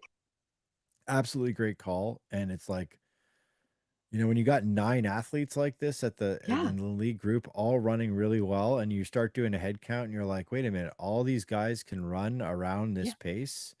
yeah, Uh-oh, like this is going to turn yeah. into something really interesting. Because we've had a And lot of breakaways in most recent marathons, and we've been like kind of only focusing on the women's race because it was a little closer. And we've had these like, these breakaways on the men's side. But today, the men's side is like it's anyone's game right now. I would imagine that if you're somebody like Sebastian Sawe or Mengesha, you're young, you've got a lot of confidence because you've recently won a pretty big marathon. In the case of Sawe, he won Valencia. In the case of Mengesha, he won Berlin. Two very fast marathons. They're two very fast runners. You think to yourself, do I really want to go into unknown territory with Eliud Kipchoge Right. and Tamarat Tola? I'm not really sure these are two guys that I want to mess with and leave them in this race in a pensive way. Like it might be a situation where you might want to take a little bit of a risk at 25K and see if you can, or 20, I guess they're probably at about 27K now. You want to like maybe throw a push in here a little earlier than typically you see. Like typically you'd see a great, like, I mean, we saw it in Boston last Monday at exactly 20 miles, John Creer made his move. Hmm. So, and that's kind of like textbook dominant marathon running is you wait till 6 miles to go and then you throw it down and you see if anybody can respond. So the Um, move is imminent. We went. the move may be imminent. Yes. Yeah, it may Yeah. be. We'll see I what mean, everyone right decides now, to I mean, do. Kipchoge's probably pretty happy with this. This is sort of like playing into his hands where he's like, seems like he's pretty comfortable. This is the farthest that Kipchoge has got in a lead pack in a marathon in upwards of 2 years because he struggled obviously last year in the Olympics. He had dropped out, I think, by this point in the Olympics last year. Right. And then he had a really tough time previous to that in Tokyo as well. So You got to go back to 2023 to see Ali Kipchoge in the lead group after 25K into a marathon.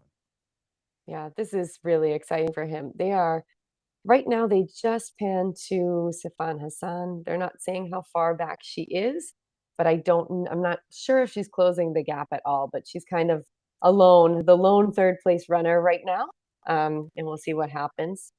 Yeah. I mean, last split we got, which is quite a while ago. We're coming up on 35. They're coming up on the 35 K split soon Hmm. enough. But at the 30K split, she was a minute 10 back. And I Yep. mean, if you get that vantage point of Hassan now, that a camera has dropped back to her, Hmm.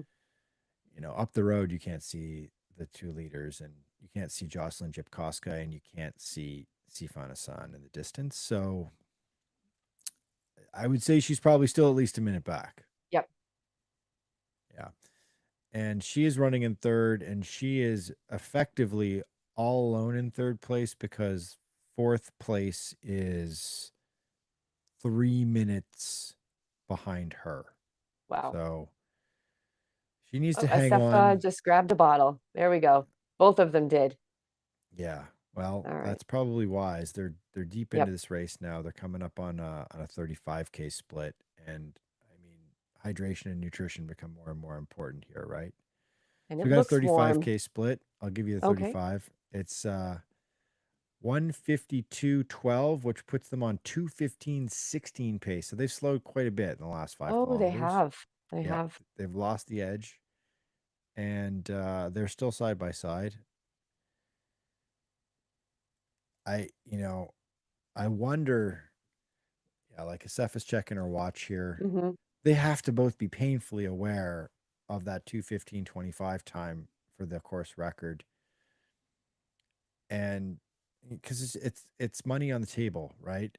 Right. And they've done all of this work and they've come this far at that pace. They clearly were after it because they started out in a very aggressive pace. They, as our colleague Jessy Carveth told us earlier from the press room in London, that this was they did not the Pacers were not anticipating to go out in this pace. They were anticipating to go out in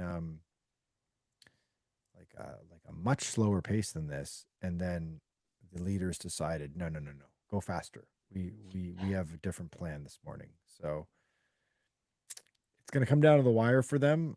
It's very close. 2:15.16 is what they're pacing out at right Oh, yeah, of course they're stressed. Of course, now she's gonna be looking at her watch even more often because we're talking now. Yeah, 10 seconds. yeah. And again, they are running side by side. Yeah. They're not running. They're not. No one's taking a turn leading. It's they're not talking to each other. So we'll see how that pans out. So let's take a look at miles 15, 16, and 17 of the men. 15, we had a 4:39, Yeah. 16, a 4:48, and Mm. then 17, a 4:50. There is a little bit of a hilly section Mm-hmm. throughout here, and it could just be that it's the course itself, right? Mm-hmm. Right. Through miles 16 and 17. Mm-hmm. Let's take a quick look at the course actually and course map and be able to miles 16 and 17. Hold on here. Miles 16.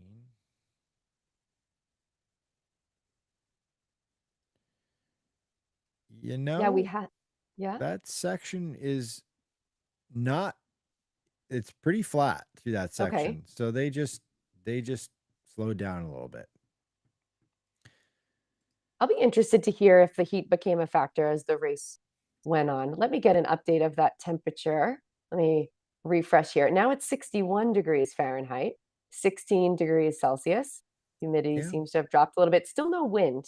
That's great, but I wonder if that heat is at all a factor today. Well, super sunny out, right? It doesn't look like Very there's a sunny. cloud in the sky right now there. So Hmm. that's pretty challenging. And so a little update here on who's in this lead group in the men's side. So we've got I'm just going to go by order of who's in the cluster, but they're all running in a pack. So Hmm. they're not strung out at all here. I'll tell you who's strung out in a second. In the front, we've got Sebastian Sawe, we've got Tamara Tola. And then behind them, we've got Mengesha. And then we've got Eliud Kipchoge. We've got Petros in there. And then we've got Nagie is in there as well. And then I'm trying to eyeball the rest of the characters in this. Hold on. Matiso still in there. Matiso is still in there, He's I there. believe, on the left hand on the left. Yeah. on the left. Yeah.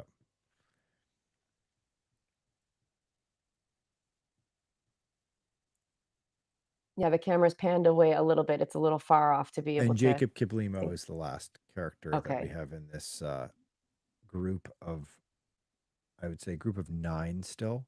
Mm-hmm. With Timothy Kiplagat, who has fallen back. I'd say he's 10 seconds back. Okay. We're going to get, just doing the math here, we're going to get a 30K split very soon. Okay. And this is where it all begins. Here we go. Let's see if anyone decides to make a move at the 30K mark. They were at 203.12 at 25K. Let's see if there's definitely going to be a little drop off because I think so. we saw a couple of slower miles there. Miles 16 and 17 were a little off pace. So we will get probably a slightly slower. My guess would be probably like 203 mid is what we're going to get. We're at 203.12 right now pacing. And an update on Sifan Hassan, who is sitting in 3rd place all by herself. She's 2 minutes and 3 seconds back now. She's fallen off quite a bit from the lead duo. Where's Kipchoge in there? Don't fall too far behind. Oh, yes. Yeah. Okay, so a little update here. Things are starting to stretch a little bit. Yep. This lead group, they're starting to stretch. Tola, Kipkoech is in there. I didn't account for him earlier. No, I didn't either. And he's probably hidden behind everyone, doing a really great job at drafting. Yep. Yeah. He's an A6 athlete. Yep. Sawe, Mengesha are starting to drive the pace, and we're starting to see a stretch here. So Eliud Kipchoge seems like he's battling a little bit, and he's hanging on the tail end of this lead group who are starting to stretch out a bit. It seems like the pace has picked up. So we got a 30K split. Okay. 127.47 through 30K, and that pacing them out at 203.28. So they didn't lose that much. Okay. And it looks like the pace is ratcheting up a little bit right now. And it's gut check time for Eliud Kipchoge. This is it for him, I think, right now. He is hanging on for dear life at 30K, and he's starting to get dropped. He's now 2 or 3 seconds back from the lead pack. Yep. So Kipchoge is starting to show a little bit of signs of fraying here. It looks like he's fighting pretty hard to try to maintain that contact with the group. Mm-hmm. And leading the way is Sebastian Sawe, who is, technically speaking, the 3rd fastest man alive right now, because Cisse Lema has the 2nd fastest time of anyone alive right now. I say alive because obviously Kelvin Kiptum, the world record holder, is no longer with us. Eliud Kipchoge is technically the 2nd fastest man alive. I guess Kenny Bekele would be the 3rd. So I guess Sawe would be 4th fastest with his 202.05. But Sawe's 202.05 it's an honest contemporary 202.05 because he ran it in Valencia at the end of last year. Mm-hmm. And he is in his 20s, and he's driving the bus right now at the London Marathon. And it's getting stretched. They're going single file here. Yep, it is getting stretched out now. You just hit the nail on the head, Michael. You said when they got to 30K and they decided to begin to make a move. And, we won't know until we get the splits, but it sure looks like they sped up. The energy just changed. Here's an interesting little detail. They just went through the bottle station, and Sawe did not go for a bottle and just put the hammer down, is creating a gap with the field. Mm-hmm. And then meanwhile, pretty much everyone else went for a bottle and also lost a step. And Sawe is now out in front. We got a nice camera falling back on Kipchoge here, who's like one of the pins in his bib came off. So he's got like his bibs flapping around. And he is definitely taking as much of that bottle as he very well can. Although he looks pretty comfortable, but he's back now. He is all by himself. He's upwards of 10 seconds behind the leader right now. Women's race. Over Still 2 minutes down to 2. behind, Hassan. Yes, she's over 2 minutes behind still, and it's still down to our two, Jessica. We got a 35K split a while back, Mhm. and that had them at 2:15:16. That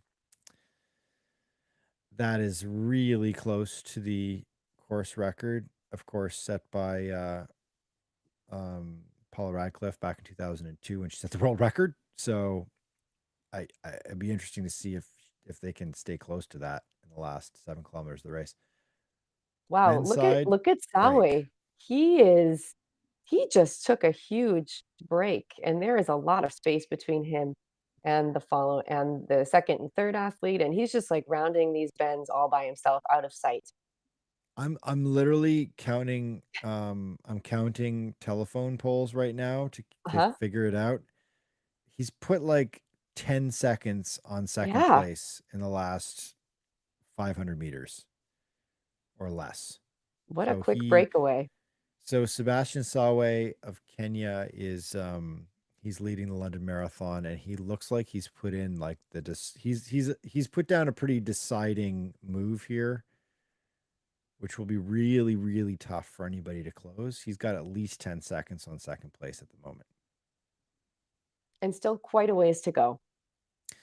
There is a group of 3 athletes that have formed a little chase pack, trying to catch up to him here, which is probably always great for the 3 athletes that are chasing because they can work together and sort of Mhm. regroup and get that pace driving again. Can't quite tell who those 3 athletes are just from eyeballing it in the distance here, but Sawe is like well out in front right now. Michael, we have some news on the women's side. It looks like Asefa has broken away. She Are has you made her move. She has made her move and yes, she has, and left Jepkoskai a little ways back. Can you do the telephone pole counting? The second. Yeah, let's see if I can figure this She's out in a here. tunnel. She's in a Like tunnel 1 right now. 1,000, 2 1,000. Exactly. She's because it's really tough to tell they're going under a tunnel, right? Yep. So it's really Yep. tough to tell what the gap is here. I'd say it's 5 to 7 seconds right now. Yep. They're 2:03, 2:04 into the race. Mm-hmm. And Asefa has made a pretty decisive move here, and she looks awesome. She She does. looks so comfortable. She looks like she's totally in the zone, although she's looking over her shoulder, but she's sort of I think we've come to terms with the fact that Asefa is a check over your shoulder runner. You know, there's Mm-hmm. 2 types of runners in the world. There's those who look over their shoulder in a race, and those who like will never look over their shoulder. And Asefa is clearly the look over the shoulder category of runner. But she's looking great. She's looks like she's driving the pace. She looks really comfortable, and she's 37.5 kilometers into this race, probably at this point, Oh, closing yeah, in on she's decided to 38K. close. She's decided to close with these Yeah. 4, a little bit over 4 kilometers left, and she has just left her competitor in the dust back there. So what's cool about Asefa here is that she came in second last year to Perez Mhm. Jepchirchir, and she was in a similar scenario last year where it was her and Jepchirchir, and I think there's a couple other athletes for the longest while. And then Jepchirchir kind of put in this devastating move, a similar spot, and then wins the race and sets the women's only world record at the Mhm. time. It looks like Asefa has just like accrued a lot of wisdom in the marathon over the last few races. I mean, she came in a rocket, right? Like she was a total surprise performer when she set the world record in Berlin a couple years ago, and was it? Yeah, I guess a couple years ago now, more or less. And then she finishes second in London and then second in the Olympics last year, and it just seems like she's kind of figuring it out. She's like, all right, I am not going to. I'll leave someone. I'm not going to allow somebody else the opportunity to make the move. I'm making the move right now, and so And she she's made a big decidedly break. so did. Yeah, she Yeah. is making that right now. Michael, on the men's side, can we just look at this stat for a second? We have Sebastian Sawe, who had mile 19 at 4:40. And are you guys ready for this? Mile 20 at 4:18. That's a bonkers mile split right there. So Can talking I? about gear change, I mean, Yeah, yeah, this was not like the field struggling. This was Sebastian Sawe just like deciding he was going to run like 10K pace for a right, mile right. and see if anybody wanted to respond. And he's probably got,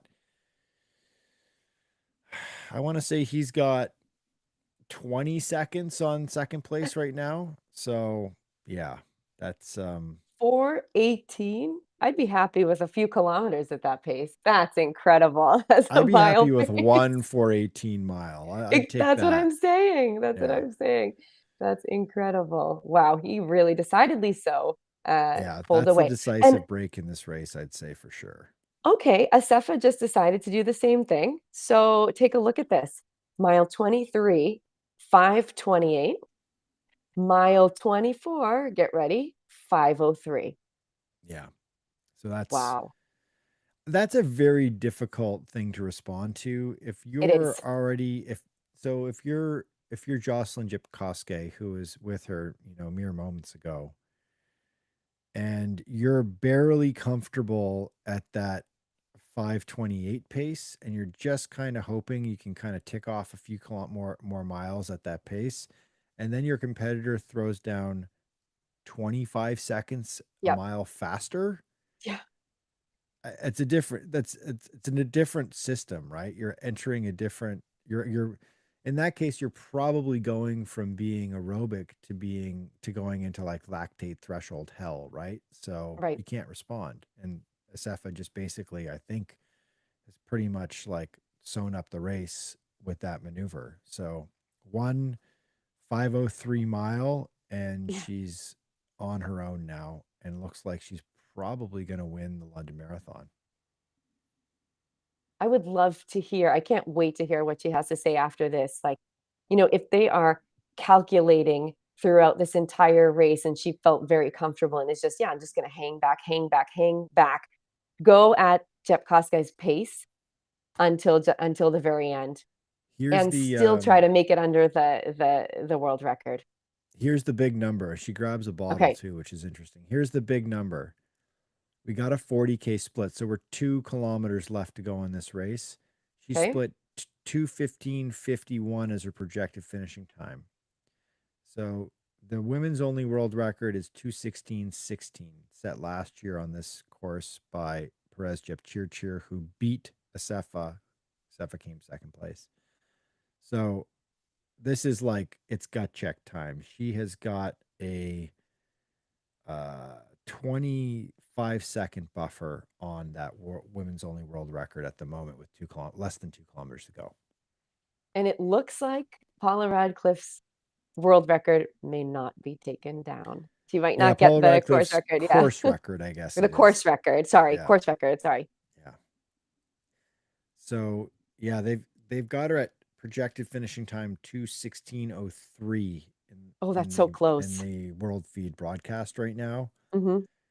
Whoa, that's she just got to stay focused right now. Like Yep. no room for mental slipping at all.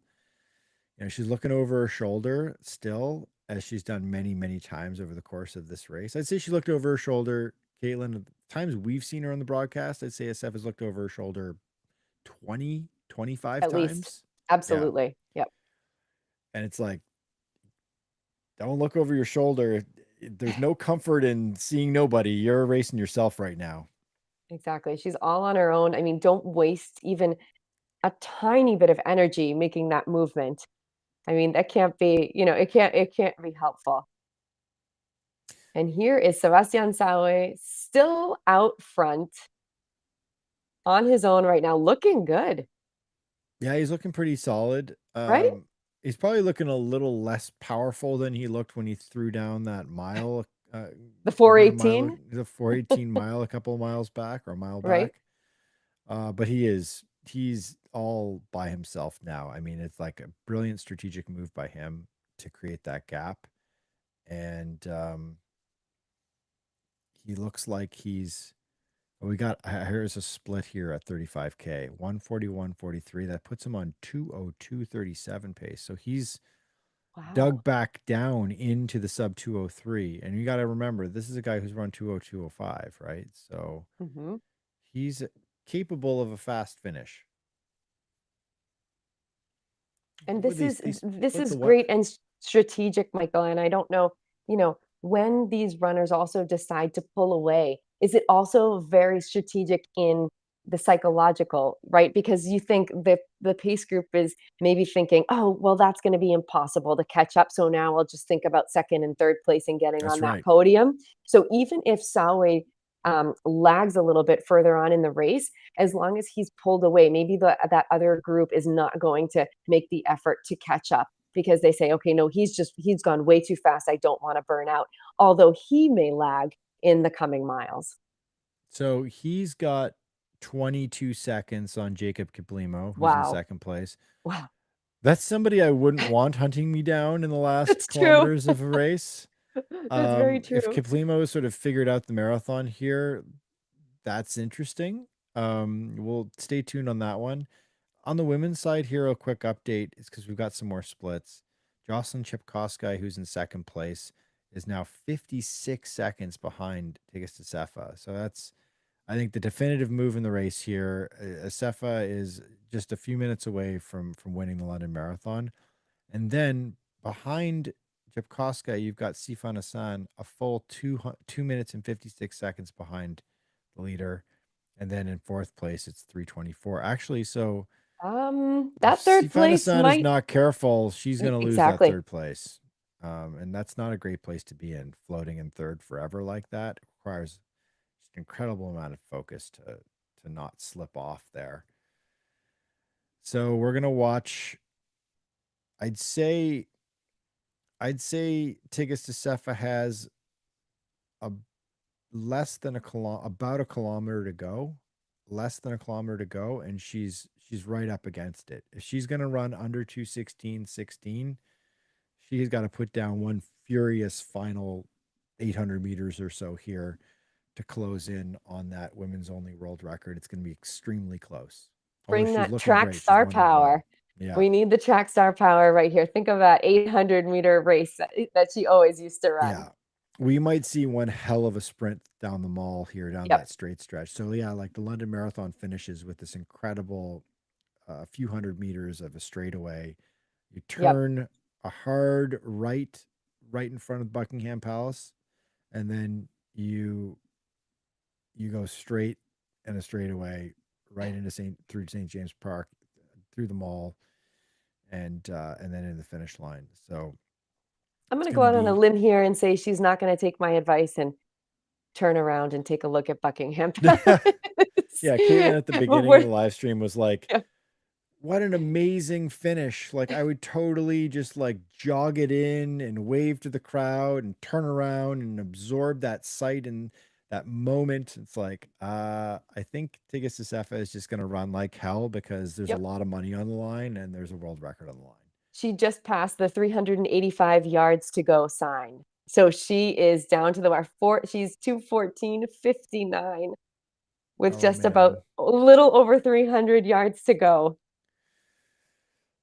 Do the math on that. Wow. I'm not sure. That's going to be so close. This is going to be really close. So yeah, the number to watch out for as she crosses the finish line is 2:16.16. If she can get in under that, she's got the women's only world record.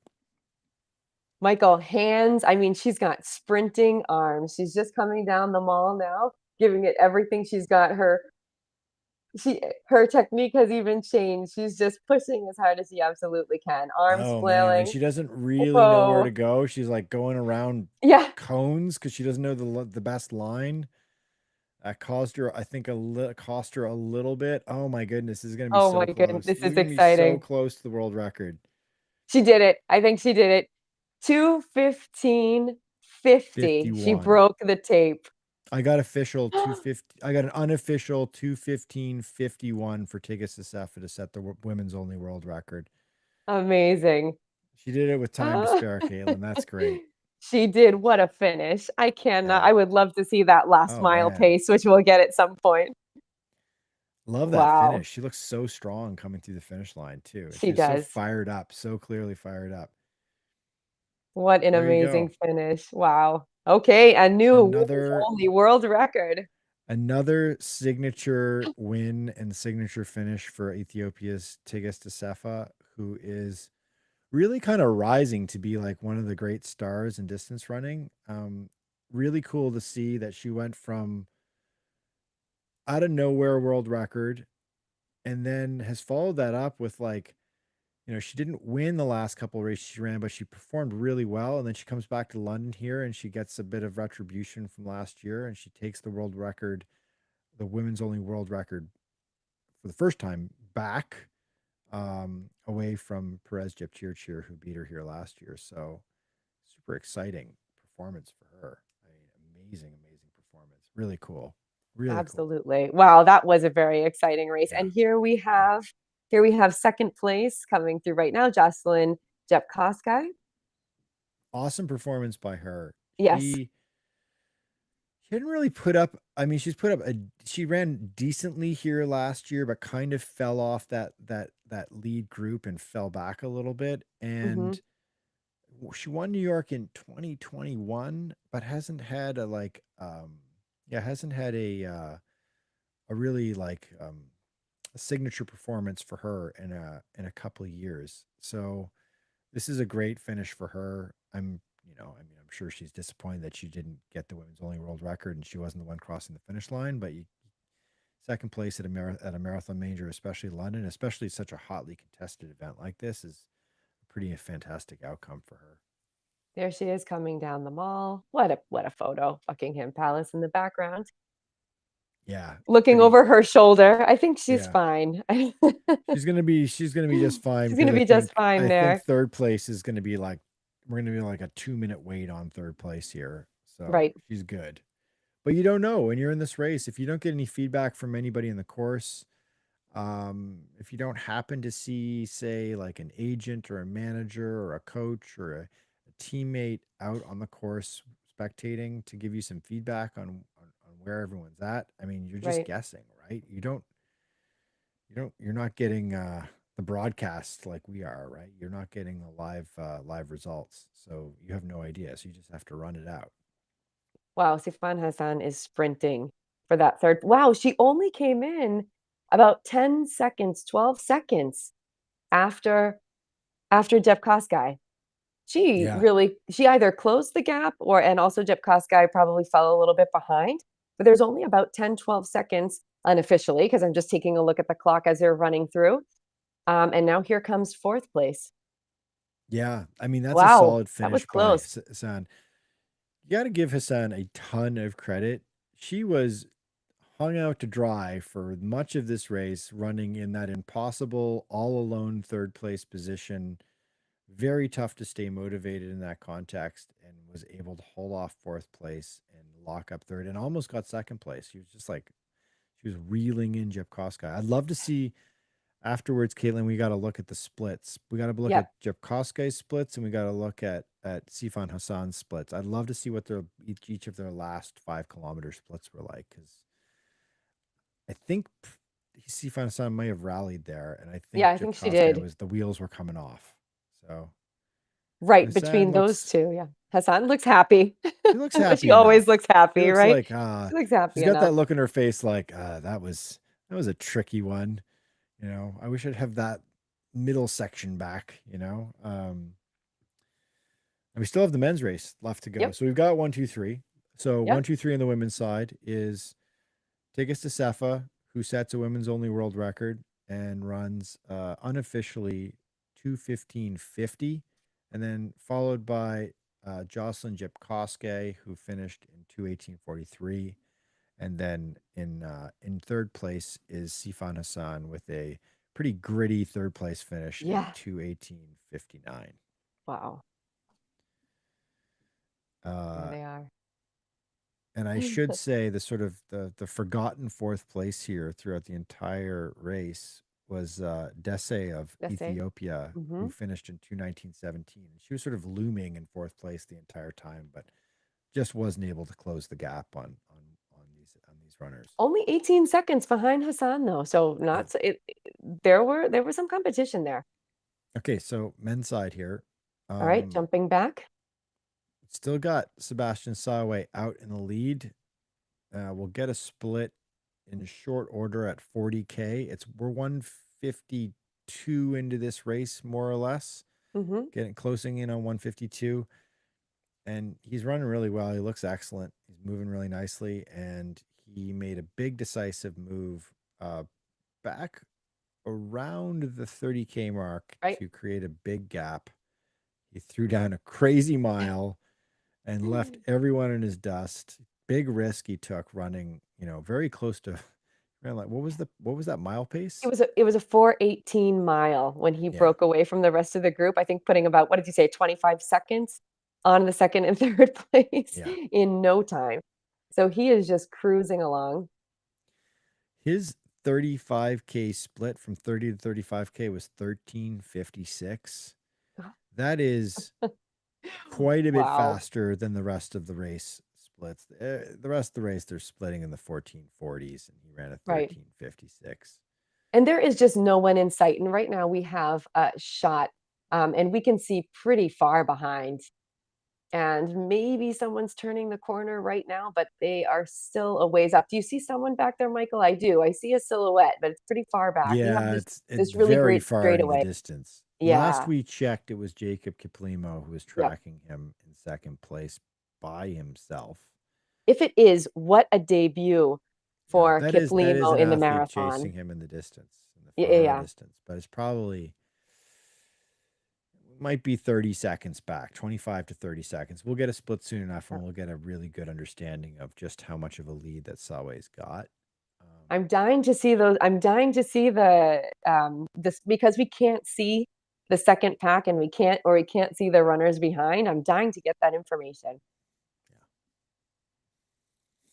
I can tell you right now that 13:56 5K Katelyn is a sub 2 hour marathon pace. So he decided to throw in a sub 2 hour marathon pace for 5K between 30 and 35. So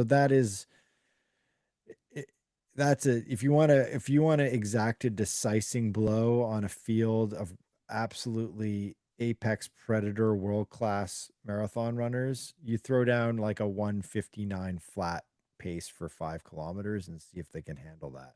Wow. Nobody can apparently except Sebastian Sawe. So that is a pretty extraordinary number. It doesn't look like we have, well, I never want to say never, but the course record, just to remind us of the course record for the London Marathon, is Kelvin Kiptum's 2:01:25, if I have that correct, from 2023. That's right. Yep. So it doesn't look like we'll be breaking that course record today. It's not going to break that record today. And Kiptum, similarly to what we're seeing with Sawe here, but somehow in even more impressive fashion, Kiptum ran the second half of that London Marathon like spectacularly and did exactly the same thing to a field of very talented runners that Sawe is doing right now, which is he just decimated them in the second half. Right. And left them in his dust. Ran about an hour second half split to just wreck them. Yeah. So be really curious to see what his finishing time is going to be. I'm really intrigued to see what this 35 to 40K split is, because that will tell us whether or not he's slowing down at all, whether or not that 30 to 35K split that he was running in 13:56, which is just insanely fast, that deep in a marathon, whether he's been able to maintain that, whether he slipped off of that, we shall find out very, very soon. And he doesn't have that many marathons under his belt either. This would No. be his first major marathon medal, if I remember correctly, because he has Yep. Valencia, right? So this would be his first major win here. Yes, he won Valencia Yep, in December of last year. That's his 2:02:05 breakout run. yep. He's 29, so he's actually deceptively, I mean, old's not the right term, but he's Be careful, Michael. yes, he's no spring chicken. Right, Well, he's become he's a fairly seasoned guy, but he doesn't have a ton of marathons under his right. belt just yet. He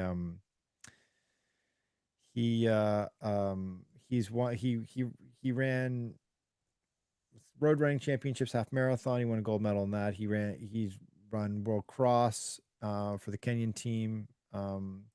And his big breakout though was in Valencia, which is a big breakout because Valencia is like might as well be a world marathon major because of its pedigree. Okay, so we got the split here.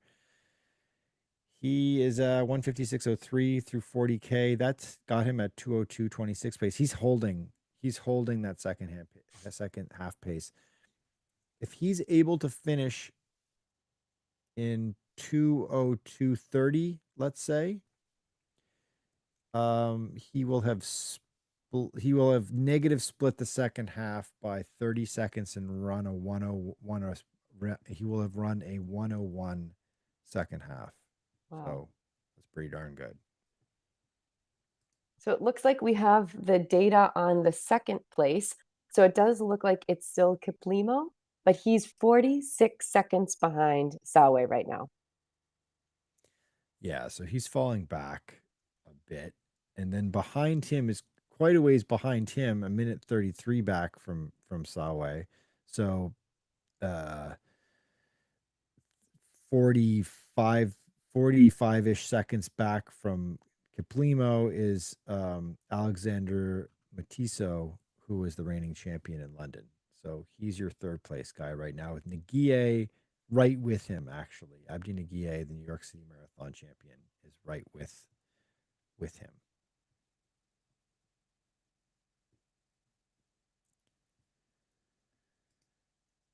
All right, we're coming down to the wire. This is getting very exciting. Yeah, I thought this, Katelyn, I'm fairly certain that Sawe's debut was was Valencia last year. And because I think it's the fastest debut or one of the fastest, if not the fastest, the second fastest debut in history. So, I mean, I don't know what second marathon best times ever are. I would assume Kelvin Kiptum has got the fastest second marathon in history. He certainly does, actually, because it would have been London where he set the course record here, which is not going to get beaten today. But Sawe's putting down like one of the great second marathons in history right now. Absolutely. I just missed the mile. They just gave us the last few miles. And for this most Mile recent mile, 25 was you did see sluggish. sluggish, let's say so. A I'm sure he 4:53 mile 25 by Mr. Sawe. And, you know, it makes sense. He might be running on fumes a little bit here after running a sub 14-minute 5K between 30 and 35K. Absolutely. I mean, he even grabbed some hydration nutrition just a few seconds back, even though he's closing. So I'm sure he's running on fumes right now. He's looking good though. I will say Yeah. this. He's looking like, you know, he's not sputtering to the finish here. He's about a K away from finishing the London Marathon and winning here. And he's definitely going to run in, I would say it's going to be under 2:03. And like I know this section here of the course, he's just sort of coming through this like sort of back side road along St. James Park. And then he's going to make that hard right in front of Buckingham Palace in the next few moments here. And then it's that incredible straightaway for the finish. And he's pretty much, I mean, he's definitely got this in the bag for sure. And is doing so in like fine fashion. And I should say, this is a double Adidas day. This is a big win for Oh, Adidas. there you go. Mm-hmm. Tigges Sefa, one of the key athletes on under Adidas, and she won in the Adios Pro Evo 1, the previous generation. And Mr. Sawe here is also an Adidas athlete, and he is wearing the new update of the Pro Evo 2. And he is going to win for Adidas as well. So this is a big day for Adidas is. to take It sure both is. races like this. And then last weekend in Boston, last Monday in Boston, you had an Under Armour win on the women's side Oh, that's right. and an Asics win on the men's side. So you've got Asics, Under Armour, Adidas. Poor Nike is just getting shut out right now. Yeah, they haven't made it yet this year. Let's see. Oh, he's turning the corner. 385 yards to go. Oh, that sign. There it is Still again. haunting. Sawe just But just passed through yards. that sign. I know it How says many 3. meters is that? Yeah. All right, here we go. So we'll get an official time in a matter of seconds here, but it looks like Sebastian Sawe of Kenya is going to win the 2025 London Marathon in a pretty solid performance. Decisive move around the 20-mile mark, in between 30K and 20 miles, and he put down a psychotically fast 5K effort between 30 and 35K, where if I'm not mistaken, he ran 13:56, which means that he paced out a sub 2-hour marathon pace between 30 and 35K to just completely crack open that super duper elite field that he was pacing much of the race with in order to win this race all by himself with no real challenger in the last 7 or 8K. There he goes. All right, let's get an official time here. Yep. We'll wait for the official time. It looks like 2:02:27. Let's see what they give us. Wow. So Sebastian Sawe is the winner of the 2025 London Marathon, and he does so in what has to be one of the faster times in London Marathon history. A sub 2:03 for sure. Sub 2:02:30, let's say. It's going to be 2:02:27, 28, 26, something around there. We don't have an official time yet. Kiplimo has now just made the bend, coming in second place. They're giving Sawe an unofficial 2:02:27. Okay, 2:02:27. And Jacob Kiplimo has taken second place in his debut marathon. Wow, incredible. 2:03:37, and he's got a big smile on his face, and he looks like overall he's enjoyed himself. He's definitely performed in his debut a lot better than his countryman and training partner, Joshua Cheptegei, who struggled in his first couple of marathons to kind of figure it out. And I think Mr. Kiplimo can join Mr. Cheptegei now in training and say, listen, I got some thoughts on this marathon game. I think we can do this next time around. I'm super excited for Jacob Kiplimo. I do not know who just came in third place. What a sprint finish. A sprint to the finish. Photo finish between. They're giving it to Abdi Nagiye. So Abdi Nagiye and Alexander Matiso, who is the reigning champion, are just like they gunned it across the finish line and like an all out sprint. All out sprint. I don't know how Nagiye took him. I don't know. Wow. Matiso had a step on him the entire way, and it kind of looked like he won. But on the official time, they are giving Abdi Nagiye the bronze medal, the third place finish in London. And they have effectively the exact same time, 2:04:20. So and Tola just came through, and here comes Kipchoge. Well, at least the camera. Tola finishes in a solid 5th place, and Kipchoge is going to take 6th. What's his time going to be? It's just going to be just off of what Kenenisa Bekele ran last year. Is it about a 2:05:24? What Yeah, so he's was about a minute. Michaela's? A minute. Okay. Michele ran 2:04 for the Okay. Masters world record. Solid finish by Kipchoge. He he was in it until suddenly he wasn't. No fault of his own. I mean, that was just a superlative performance by Sebastian Sawe that Yep. nobody in that big group of heavy hitters could respond to Sawe's move. And Kipchoge got to be thinking he comes up and he's given Jacob Kaplimo congratulations. He congratulates Yep. Sebastian Sawe. Got to be thinking that Kipchoge's probably thinking to himself, like, what's next, right? Hmm. You know, I mean, listen, he's run 2:05. He finished top 10 in Right. one of the best marathon fields ever produced. And he's 40 years old. I mean, that's incredible. Absolutely. I mean, absolutely. Yeah. As always, an incredible inspiration. Yes, he probably would have loved the win. Um, You and I so did you did choose Salway, right? No, you chose Kaplimo. So I we went we with we didn't Kiplimo. you got the 2nd place. Okay, so you were closer than I was. I did I had chosen Kipchoge for the win, but I'm really happy. I'm sure he's thrilled with his performance. Of course he wanted the win, but I mean, he still had a solid race. So we should say the finishing, just out of curiosity here, the finishing temperature in London right now, we're sitting at it's it's 62 degrees. It's very Oof, sunny, not no wind at all. Pretty low humidity at 54%. So humidity has been going down quite a bit over the course of the morning. it has, yeah. So, I mean, pretty great pretty great weather for these elite East African runners. I think as it gets warmer out there for the mass field, for the open field, Hmm. the recreational runners running London, the 50,000 plus runners running, it's going to get pretty warm, Yeah. especially as they started later as well. Absolutely. I have one of my athletes running. It's very exciting.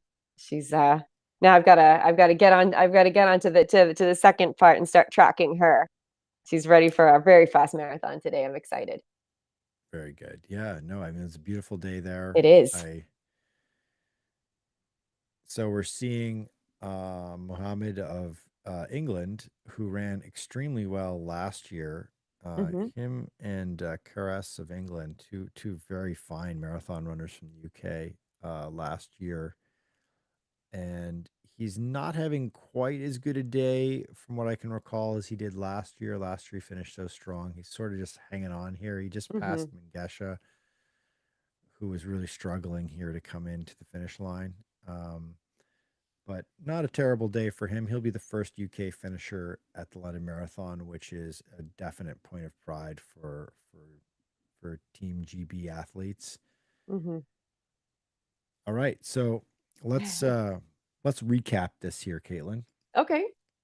We had on the women's side, I would say we'll save this for our instant reaction podcast, which we're going to do once our colleague, our teammate Alex Sear has run his 10K race in Vancouver. We're going to allow him to regroup and to scrub through the marathon broadcast, the marathon live stream, and take it all in. And then the three of us are gonna get together and we're gonna do an instant reaction podcast, and we'll push it out on our podcast feed. So if you don't subscribe to our podcast, it's very easy to find. You just search Marathon Handbook Podcast and it will appear in your feed.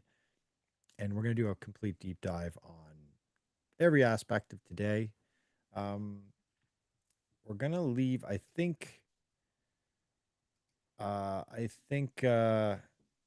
think we're gonna leave Jessy to do her work at the finishing line. Our colleague Jessy Carveth, who's in London in the media zone, she's gonna get jumping on talking to athletes in the mix zone afterwards. So she's gonna get some interviews. She's gonna post them on social media. Check out our Instagram to see those. And also curious to see how the British triathlete Alex Yee did in Hmm. his debut. Not as quick as I think he was anticipating, because we're seeing runners coming across the finish line. We've got the top 10 and the 10th place finisher is 209. So he's obviously not going to have achieved his big A goal of the day, which was to be quite a bit faster than that.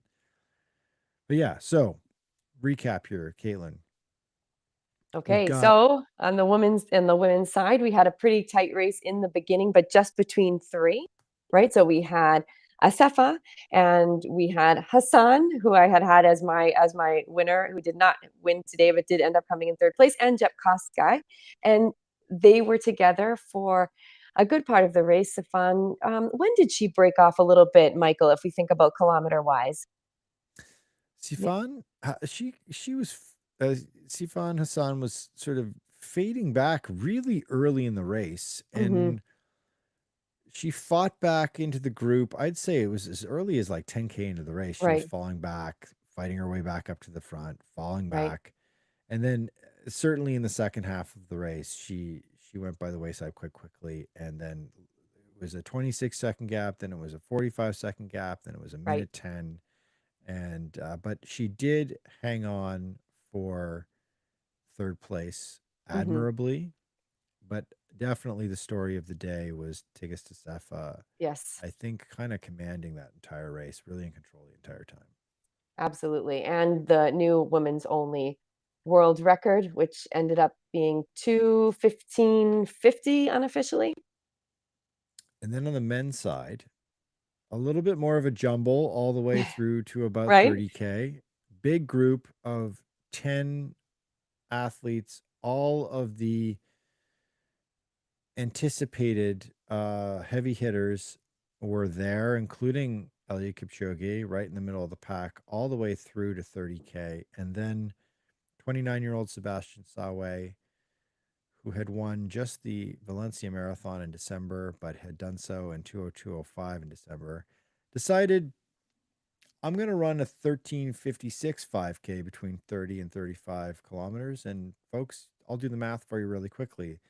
That's like 208 high, 209, or no, sorry, 158 high, 159 projected pace for that 5K segment. So basically, he threw down an impossibly fast 5K break that nobody could respond to, that stretched everybody out. And in the end, Sebastian Sawe wins with a nice negative split in 2:02:27 unofficially.